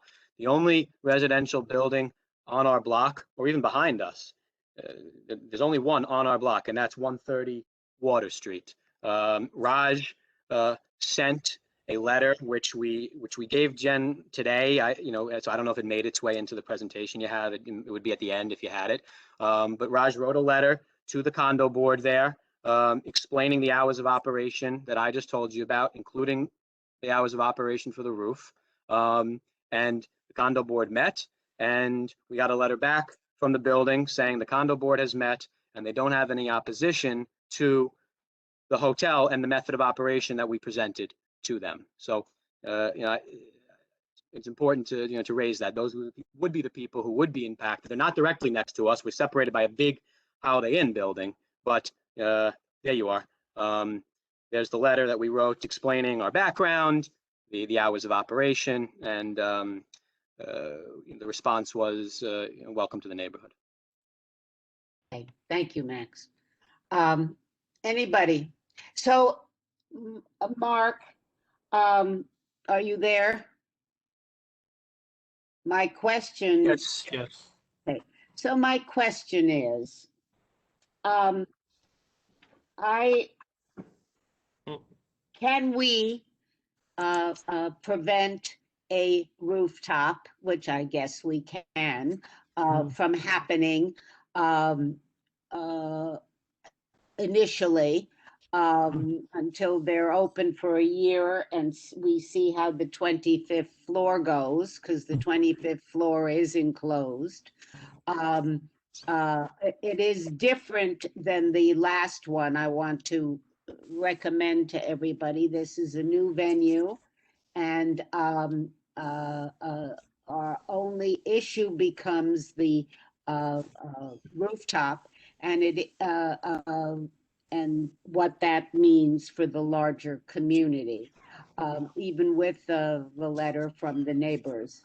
It is not located right smack in a total residential area, but sound carries down here. We all know that by the streets. So I'm asking that question, Mark. How would you? Yeah, I mean, it's not a rejection, full rejection of the application. We can approve the part that is, indoors and reject the roof for all the reasons that were stated. You don't need to be an acoustical engineer to know how the sound travels from rooftops. We all know, we've also experienced this, and it happens every time, someone comes with a rooftop, and there really isn't any areas that are, very few places that don't have residents around anymore that it's going to affect. And that's the problem. I mean, 15 years ago, kind of, yes, in this neighborhood probably would have been a no-brainer, wouldn't give you 200 people on the rooftop, but you can say, yeah, then, probably no one will hear it, but not anymore. That's the problem. The quality of life issue for rooftops is different than it was before. So, I mean, we can approve one section of the application and reject the other with the proviso of a return at a certain point, just see how things go and how things progress, and after the virus stuff, and things are different. So that would be my recommendation. One more thing at some point. Yeah, just wait, Max, please. My suggestion would be that I agree with Joel and Mark around the rooftop at this moment in time. But he has the 25th floor, and he has two, I haven't seen the design of it, but two small little, I guess out, there must be some access. He's said two little balconies. I don't know what they hold in terms of people. But he could keep those hours for those two balconies on the 25th floor. And we, as a piece of seeing what kind of neighbor they are, and our willingness to at least deal with it on the 25th floor. I want to know what those little balconies, how many people max can stand on those balconies. No Those two problem. little ones on the 25th floor. Yeah, please. I'm just pulling out the That's fine. balcony I plan right think, now. I think for the community at this moment, and I'm going to take a leap, but I think there is no roof. Well, I mean, that's what I wanted to say, Susan, and to Mark. I mean, it's not a question of whether the roof is going to be used. The roof is going to be used. It's just a question of whether we're going to have a liquor license out there with stipulations or no liquor license, which with no alcohol, but no stipulations. Yes, I understand that. You're going to So have people. that's a good barometer, if that the no liquor on the rooftop, but they can use the rooftop. People can go up there and smoke and talk, whatever. They just can't bring alcohol out there. That'll be a good barometer to see how the noise travels.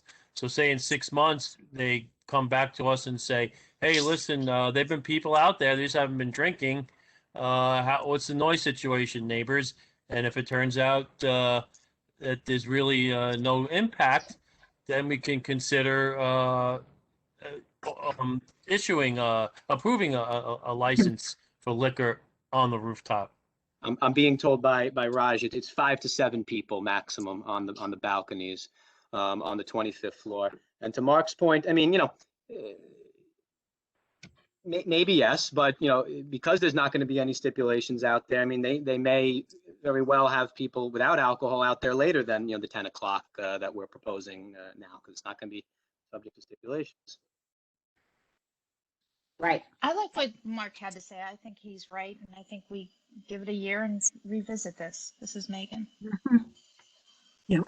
My sense is I happen to agree with Mark on this one, and we'll give you the 25th floor, and we'll put in the hours and the whatever, and that those balconies will close that outdoor space at 10 p.m.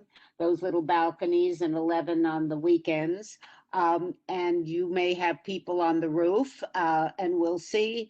You know, nobody's going to be watching you if people take their drink up to the roof, but it will be monitored. In the sense we'll hear, we'll know, and you can come back, as Mark said, for us to consider it. Okay, I mean, you know, just one more thing then. You know, I hear what you're all saying. And to your point, Susan, no, I mean, we're not going to I mean, you know, these people are good operators. So if the roof is not part of the licensed premises, you know, no one's bringing drinks up there. Good. Could we ask, I mean, listen, I know we can come back whenever we want. We could just send a 30-day notice, but could it be 6 months and not a year from the day we open? Yes. Yeah, I would support that, because that's the summertime, and that's the best time to take the temperature of this, so to speak. Yeah, I don't have any trouble coming back in 6 months, Max. Okay. I don't think anybody does.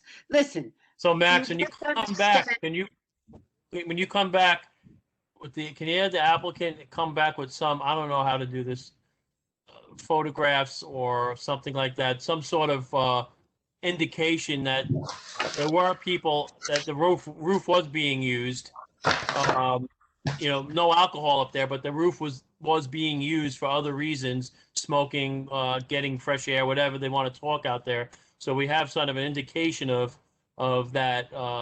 Anyone hear it? So if no one heard we'll it, give you photographs. We'll invite you to come see it when it's open. Why don't? So if the neighbors didn't hear it, then that's, you Yeah. know, points for you guys, so. So we're going to approve it, max, so that's what I'm going to propose, and without the roof. Yeah, And but add what I said, that the applicant will come back with some sort of absolutely. a documentation about Yeah. when the roof was being used, so we can monitor that it was a quality of life issue or not. Yes, fair enough. All right, everybody, I don't want to belabor. We've got a few more things. Can we move on? Can we take can I have a call? Can I call the question? Have somebody second? Sure, I'll call the question. Second. Okay. So, are there any rejections of this? We're all voting in favor. Any abstentions? We will put it all in the stipulation, Max, and the resolution. All right. I got Mark's vote. That's a win for me. You bet it is, baby. Make sure you tell your dad. I'm calling him as soon as we get off of this. I'm gonna tell him, you're not gonna believe whose vote I got tonight. All right, so all in favor? But he didn't let me have the roof. Okay. Oh, Goodbye, Max. half, I gave you half the roof. What a good shot of getting it. All right. Thank you, everyone. It's nice seeing everybody's face again. Take care. Be safe. Bye-bye. Thank you. Okay, all right. Now, we have one more in the financial district. And then I want to go to, I have two more, so let's go quickly. 77 Fulton Street. Kesty. I don't think we have anybody here. So I want to remind everybody about this, and Francis and Mariama and will. I'm sure Tom Burton, is Tom Burton here?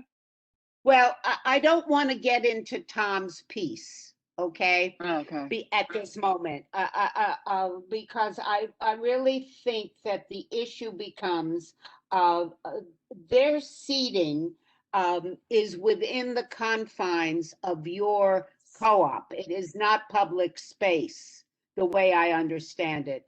And your prior president, who is no longer your president of the co-op, approved this restaurant. And they, Jen can remind me, they want, this is an alteration for a liquor license to add seating and tabling to the outdoor area with the hours that were approved by your co-op. Susan, would you want me to pull up the? I certainly do. Yeah, so we do not have the attorney. We have. What do they mean? So, Susan, does this mean outside of the open streets? Because they already have a wooden temporary structure. Wait, one at a time. Let me hear.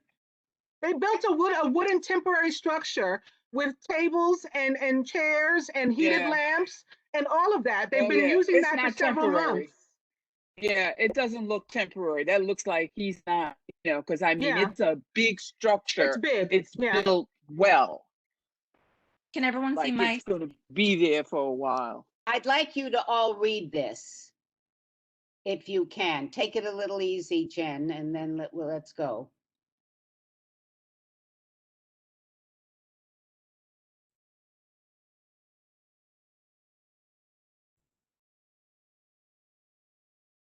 More seats?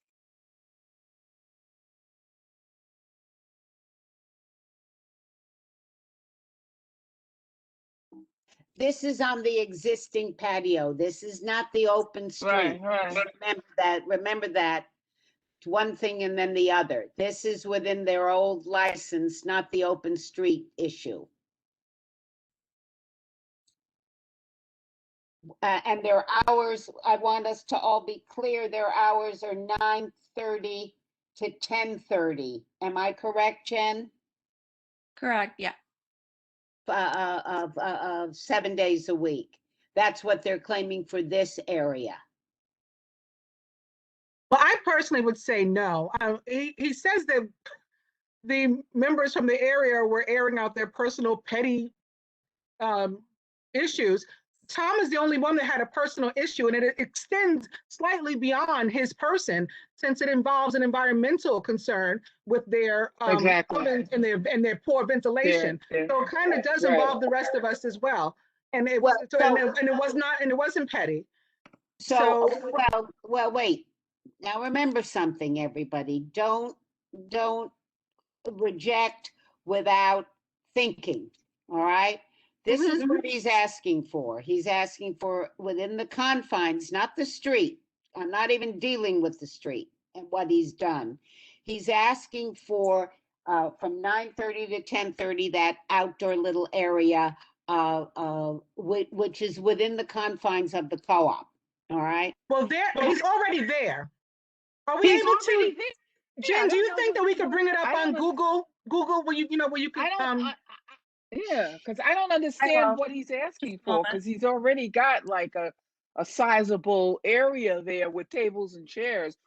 Is he gonna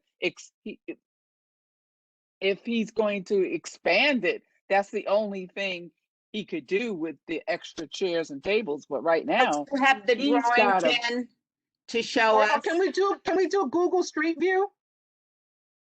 I And wish see if I we're had able those. to I see took pictures. Golden. I had a while back too. Yeah, we had taken pictures when it seemed like he had the jump on what was going to happen, because he had those carpenters out there building this structure that's unreal.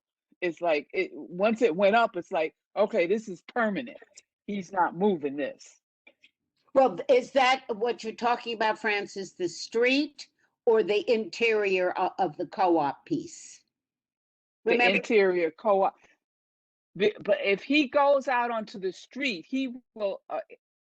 If he builds any further, he's going to be on the shared sidewalk. If he goes out any further, he's going to be on the shared sidewalk, or he's going to be like right upon the benches at Delory Plaza. He's already taking up the full space that's within the confines of Southbridge Towers.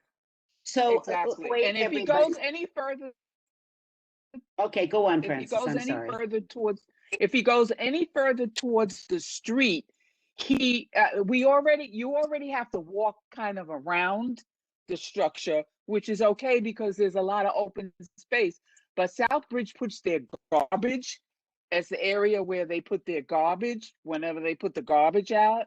And it's a very interesting space there in terms of the way people walk in the traffic, so if he goes any further out, it will definitely be an obstruction to the walkway and to the space that Southbridge uses to put their garbage out. All right, do we have a picture of Jen of the of what he has We do. I'll go back to the application. I hope I didn't throw those pictures out. Oh, well, it doesn't matter. I could try to look on Google, because if you could see it, you'll see right now the only space that's available is the shared sidewalk, that the public sidewalk.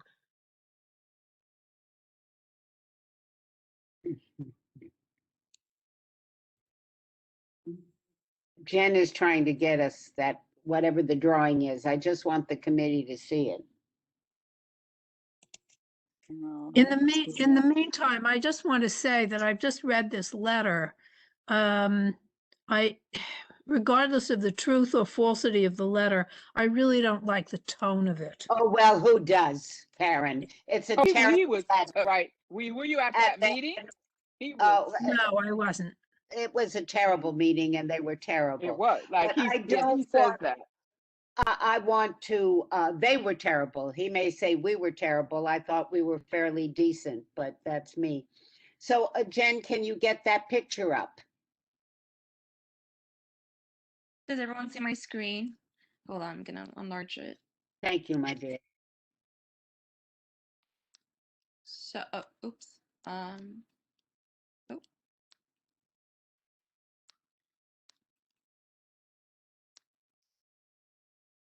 So they provided us a before and after with diagrams, and then the last is sort of an image of what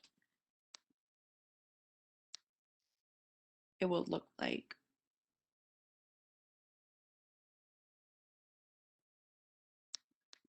Oh, the picture, if you, I have the picture up on Google Maps, and it doesn't show that doesn't show the front with the new structure.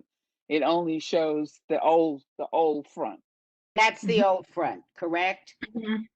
Yeah, yeah. But Okay. you see where those things are? That all that space inside is filled up with tables and chairs and a cover over the top and So, reading Jen, lamps. all right, so everybody, I am asking what I can't get a grip on is what are they asking? To move those two barriers out to that sidewalk line? I'm confused. I don't understand, Jen, what they're asking from us. Is this a picture they sent? Because if this is a picture they sent, this is disingenuous anyway. Like as Francis stated, where you're seeing those Kesty signs that look like little gates of fencing, within that fencing, there are full tables, chairs, several for several people to several groups, Oh yeah. families Oh yeah, to definitely. eat. Yeah. Each one with its own Yeah. heated lamp. There's an Yeah. there's a cover as well, protection from sun and rain. A whole wooden thing. There's So you about can see there. there's about 15 tables out there, 15 or 20 tables Yep, out there. exactly. So he Yeah. wants to increase it by 12, 6 tables and 12 seats. He should have So sent a so that picture means of what he has already, though. I think this is really trying to be slick. right. Well, he Yeah. did to Jen, that other one, although it's hand drawn. He But didn't provide them. Sorry, just give me a second. I'm getting all Okay. the photos here. Relax, everybody. I want to get this right today.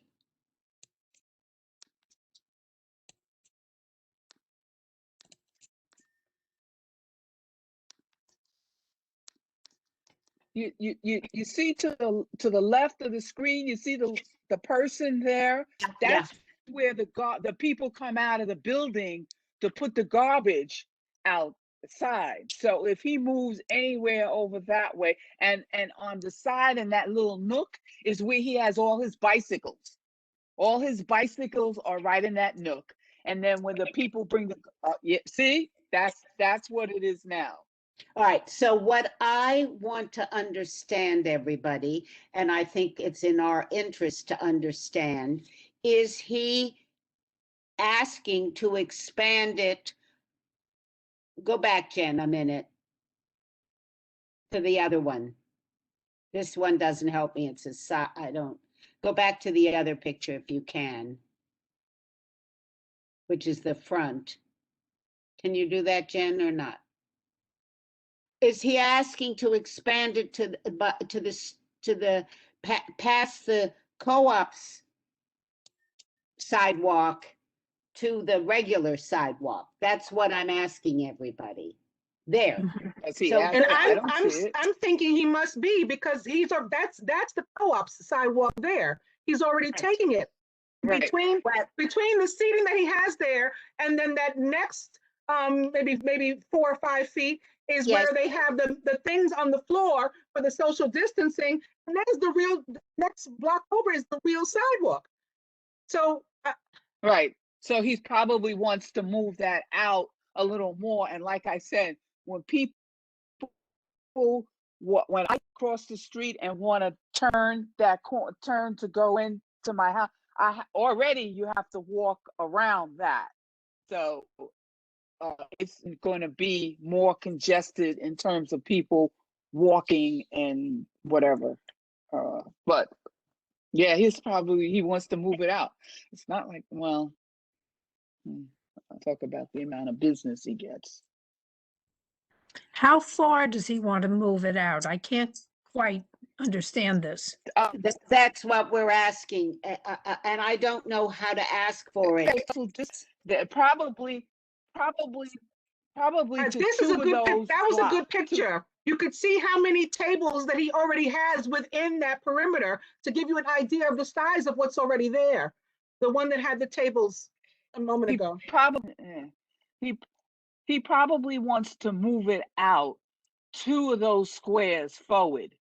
Yes, So two, the square like with 1.5 with the squares. 2 Yeah, of those reduced, big yeah, square, so you yeah. can't see. He probably, and which is really out, yeah, there, and you can't really. And so you see what I mean. You already have to, when you're coming down the street, you have to walk around it, which is, I guess it is what it is. But if he moves it out, it makes it. Yeah, he wants to move it out past the first square to the second square.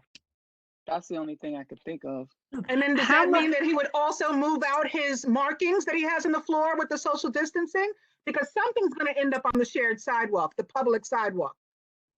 If not the tables, those markings. Well, the markings can be the markings on the public sidewalk. I mean, that's not the Well, issue. that would mean that that's where That's people true. line up. So that could be problematic. I don't know, we're between a rock and a hard place. It always bothers me because it is, it's part of the mayor's blah, blah, blah, where nobody is involved with anything and nobody monitors anything. And, I always say, well, do we give it to him with the steps of 9:30 to 10:30 is his hours? And note that the community is very concerned about this space and its impact on pedestrian traffic. But the city doesn't care about that anywhere now. Remember that, everybody, because we're all about business. So he's increasing his capacity by what is it? 12 seats, 6 tables and 12 seats. So Yeah, but what I can't figure out is how much space would be left on the sidewalk for pedestrians if he actually expanded. well, I don't know. There would I can't tell. be a reasonable amount of space for 'Cause pedestrians yeah, to walk. right, There would Francis? It definitely, would be. yeah. Yeah. There would definitely, it would just be a congested corner, I mean, it would. But nothing to, it's a big, huge space. Yes, it is. What I would want the resolution to say is that we will allow this, although we want to go on record is that this is a very poor neighbor and has, I would put in a number of things, but for the 12 seats and the 6 tables, we will allow, and the time frame, we will approve it. That's what I would say, everybody, because otherwise we're spinning our wheels and they're not going to not approve it. But how can we approve something we don't understand? We don't know what he's asking for, really. Well, do you want we need to ask him to come back with more description of exactly what he wants to do based on what he already has. Well, here it is in front of you. I think what we're saying is we're not so sure. This looks like very much like what's there now. We don't know how it's different from what's there now. That's what's there now. All right. So we will write a letter and say that the committee would like the attorney and or the owner to please return so that we can better understand where those tables and chairs. What he's asking for, period. Okay. Yeah. What he's asking for, period. Okay. Because this is the picture, what he sent us is, as far as we can see, is exactly what he has right now.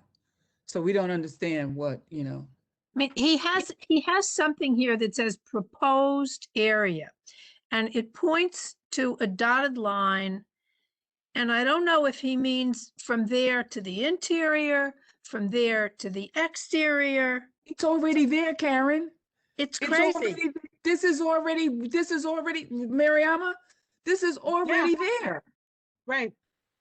I want one. I agree with you guys. I mean, and Susan. Right. He should definitely come back. We don't have to take a vote. We'll ask him to come back, but I would like one of you who lives there to count and tell me how many seats and tables are there now, so we can better understand on both sides, so we can understand what he's also, and we will ask them to come back. How's that? That's fair. All right. Okay. Jen, all right? Will do. Okay. Okay. Let's move on. So I can get these two other things. We have two other people I want to. Susan, Yes, dear. is there anything pending at agency for this? Is the clock ticking anywhere on this? I'm sure it is. Jen, do we know? For this one specifically, Yeah. the attorney, John Springer, in that letter that he wrote, he said that he would file the application for this proposed alteration on or after April 11th. So we're going to write a letter. Wait. That we're going to write a letter to the SLA that says, please hold off on approving the alteration because, and we'll send that out because the applicant did not come in to explain what that alteration would be. And we don't understand what the applicant is requesting, and they did not show up to explain it to us. We will send that note out, okay, everybody? All right. Moving right along. Jen and I will do that. All right, let's go to, we have all these street closure permits. I don't think we're involved with are we involved with street closure? Not anymore. We used to be. That was Darren's and yeah. All right, so no, I think these are for all the restaurants. They're yeah. I think if there's alcohol, we are involved, right? Yeah. These are all renewals. Everybody's having trouble with renewals because nobody's at home and nobody's monitoring anything. But if you read Gail Brewer's, it's the community's responsibility to be on top of it. Please. Anyway, let's go to 89 South Street quickly. Susan, before we move forward, could we go over the renewal for 1 Hanover Square? We have the attorney for this one. It's for Masterpiece Caterers Corp. Yeah. With this one, we had a granted waiver for the renewal because it had already expired. So subsequently, we had asked that they can come in and explain why they filed their renewal so late. All right, do it quick. Come on. Sure. Let me let me look for them. Mitchell Siegel is here. Mitchell, are you there with us? I am. All right, Mitchell, go. Susan, I saw you in the other meeting, so you and I are flipping meetings tonight. Oh, all right. So tell us why we gave you, I wanted you to come in so I understand why you were so late. I appreciate it. So I guess due to the pandemic, yeah, the applicant was not in his office when their renewal was sent. And when they finally got in, they realized that it was going to be a late renewal. So I've done some prior business with the applicant. So we requested the community board to waive the 30 days. And obviously we're going to file a late renewal upon the waiver. Okay. That's why I asked you to come in. So I appreciate it. Thank you. All right. That's fine. Let's move on, everyone. What's the next one, Jen, that I have? 89 South Street. Yeah, is Barbara here? Thank you very much. Thank you. You're very welcome. Thank you. Yeah, Barbara Kwan is here with us. So, Barbara, whenever you're ready to speak. Hi, everyone. This is for Pier Village, which is currently licensed. It's a rather large space and there are 2 customer bars. However, due to the size of the space and planning for, sort of post-pandemic reopening, they're requesting that a 3rd bar be added to one of the farther sides where there is no bar. The addition of the bar does not increase the size of the space. nor the occupancy of the space. In fact, the number of seats at the bar is actually being reduced while an additional bar is being added. The idea is to separate patrons and keep them far apart in a larger space. Anybody have any problem? Yeah, there's a disc jockey I noticed. So what kind of hours are we talking about and what kind of music? Yeah, the hours that the disc jockey is occasional. I'm not certain if the disc jockey has ever been present. It was something that we reserved as an option for the space, but the current hours of the stipulations are 8 a.m. to 1 during the days of the weekday, and then 8 a.m. to 2 on weekends. And all stipulations will be abided by, after 10 p.m., the open doors are closed. Music is background level only after 10 p.m. And windows are only, for weather conditional. And the location of the space is in between a lot of the restaurants in this area. And what about the disc jockey? Since Karen noticed it and I didn't, good for Karen. What about the disc jockey? I don't have much information about the disc jockey, but if anybody who's present does, they can chime in. Frankly, I don't know if a disc jockey's ever been present here. Well, that's not the point. I mean, there may never have been anyone in the past, but there well may be someone in the future. No, we there could- have been. There have been. There Oh, has. there There have? has. Yeah, they have been. I've seen them. I'm asking now to see if anybody is present who has information. So regarding is that. this a change of method of operation? If Not they at didn't all. have- The disc jockey was approved in the original application. Live music, disc jockey, all of that was approved. Yeah. Okay, thank you. I didn't know that.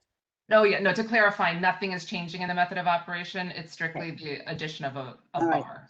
Can we call the question and vote? Yep. Anybody against it? The second. What? Somebody I was seconded it. seconding. Thank you, Miriama. If there are no other issues, we approve it, Barbara. Thanks so much. Take care. All right. So we have 2 more items. Am I correct, Jen? Yeah, correct. So the next one would be 102 North End Avenue, and then followed by 250 VZ, the method of operation change. So, yeah. 102 North End Avenue, do we need a resolution or is it a discussion? And I don't quite remember. Since we already have a resolution on our record along with the stipulations approved back in 2019, it's dependent on the committee. Let me just have them, give me 1 second. Yeah, if I remember correctly, they didn't file or they didn't open because of the pandemic, and we approved this, and there seems to be there was no concern at Battery Park from the Battery Park group around this place. Am I correct, Jen? Right, and the SLA is asking them to come back to the community board since it's been over a year. That's the last time they came to us. Paul Lamas, I moved you to panelist, so you can unmute yourself.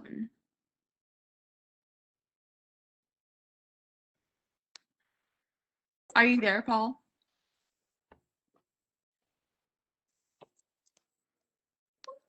Hello, Paul. Maybe he left. Poor Tammy had told him he'd be on at 7. Little did he know. Oh, really? Yeah. Still here with us. There he is. Okay, Paul. You're unmuted.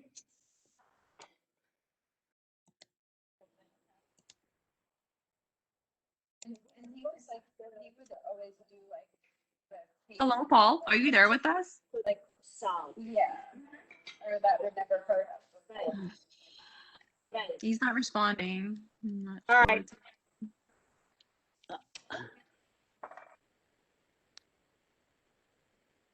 Well, we can't do anything if he's not there, right? Hi. Oh, good. I'm sorry, is it, you're talking about Ania? Yeah. I'm Go to sorry, it. I apologize, I was on mute. Okay, fine. Go to it. Nothing's changed. You didn't open. Yeah, explain- no, nothing's changed. What happened, you know, we were at the community board back in December of 2019. We submitted our application to the SLA right away.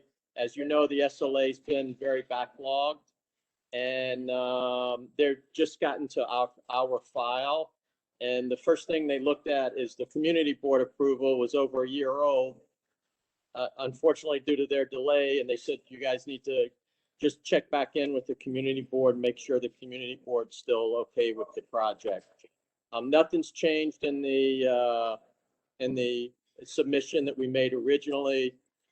We've already signed the stipulation, and we're still very comfortable with the stipulation as discussed at the meeting back in December of 2019. And I'm happy to answer any questions, but there's been no changes in the project.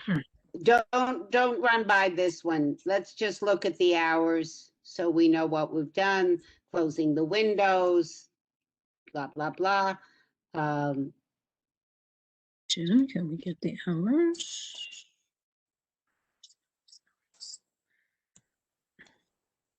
Where are the hours? And that was our resolution.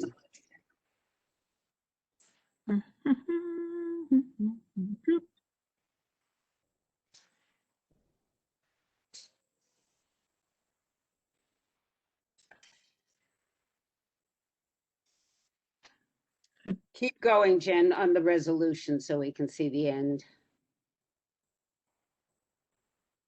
Wait, the out. Are you going to apply for a, Paul, you're going to have outdoor seating?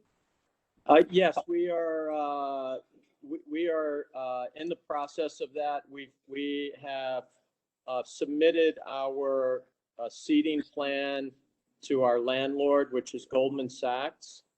And then Goldman Sachs will then submit it to Battery Park City Authority for their approval. I'm not sure of the process. If it has to go to the community board, obviously we'll take it to the community board as the next step. But I was told first I have to go to the landlord and then to Battery Park City Authority. We're doing the exact same seating plan that was there prior when it was North End Grill. Okay. Okay. Anybody have any problem with any of this? We'll just have to change it a little bit, I think.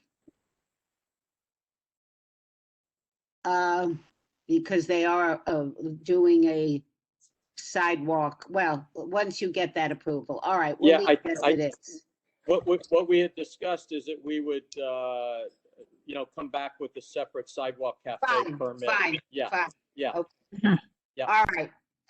Everybody, is this okay? If there's any question, let me know. Otherwise, you're all set. Go to it, Paul. Okay. Thank you. Thank you, guys. Thank you very much.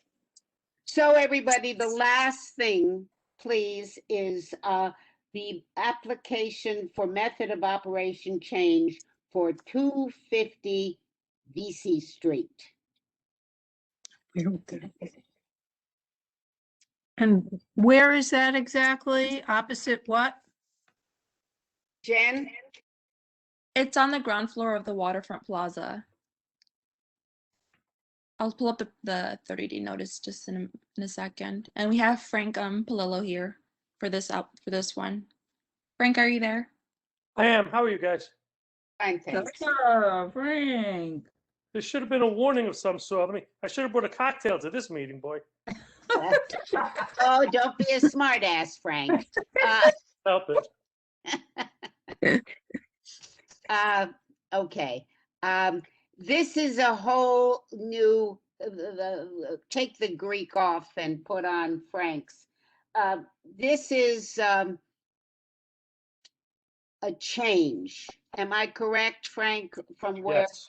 you were and what what we originally approved, where it's it's a ground floor, and it's the venue is going to be for I guess it's 250 person. Can I just interrupt, Jen? Oh, go. Put Nicholas Tutko in. I'm sorry, what's their name? Nicholas Tutko. Okay, thank you.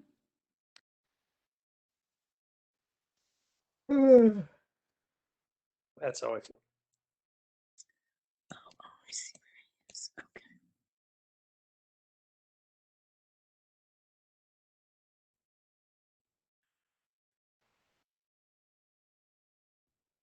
Nicholas Ducko, he's able to speak now. Yes. Frank. Thank you very much. Hi, everyone. Say hello to everybody, Nicholas. Hi, everybody. You guys know Tuxedo Liberty. It's been there for a while now.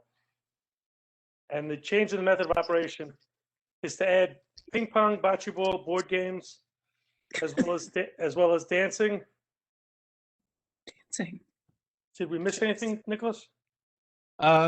Yes, we are also live music proposing to do a DJ and some live music events.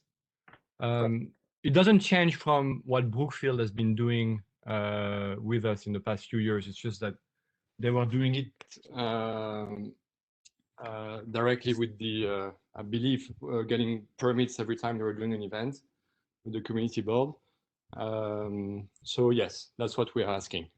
No change in the hours, just on adding those method of operation. And this is entirely exterior, right, Nicholas? Yes. It's outside. It's we've been there for the past 5 seasons. I don't believe we've had any issues. We've been pretty successful, and I was just going to mention it's a seasonal yeah, license. it's seasonal. Yeah. And the hours are 10 a.m. to 9 p.m. Yes. Anyone? Any questions? No questions. You have no questions. Anybody else? No, I think I know where it is. I know what it is. If we can't, this can be, if nobody has any questions and nobody is against it, can I have a call the question and Call the approve it? question. Call the question. Second. Okay. If there are no rejections, recusals, abstentions, it passes, Frank. How do you like that? Wonderful, guys. It's time for you to take off. You all worked hard. Thank you very much, guys. You're very welcome. Have a good night. Good night. Thanks, Good night. Jen, for everything. Thank you. All right, everybody. Okay. We are done. How do you like that? I like it. Thank you all very, very much. Thank you, Jen. Thank you, as Susan. Thanks, always. everybody. Thank you. Good night. You all. Wonderful night. Good night. Thank you. Nice meeting. Night, everyone. Do you what? want any more pictures of the Kesty area? Yeah. Okay, because I mean, I really have to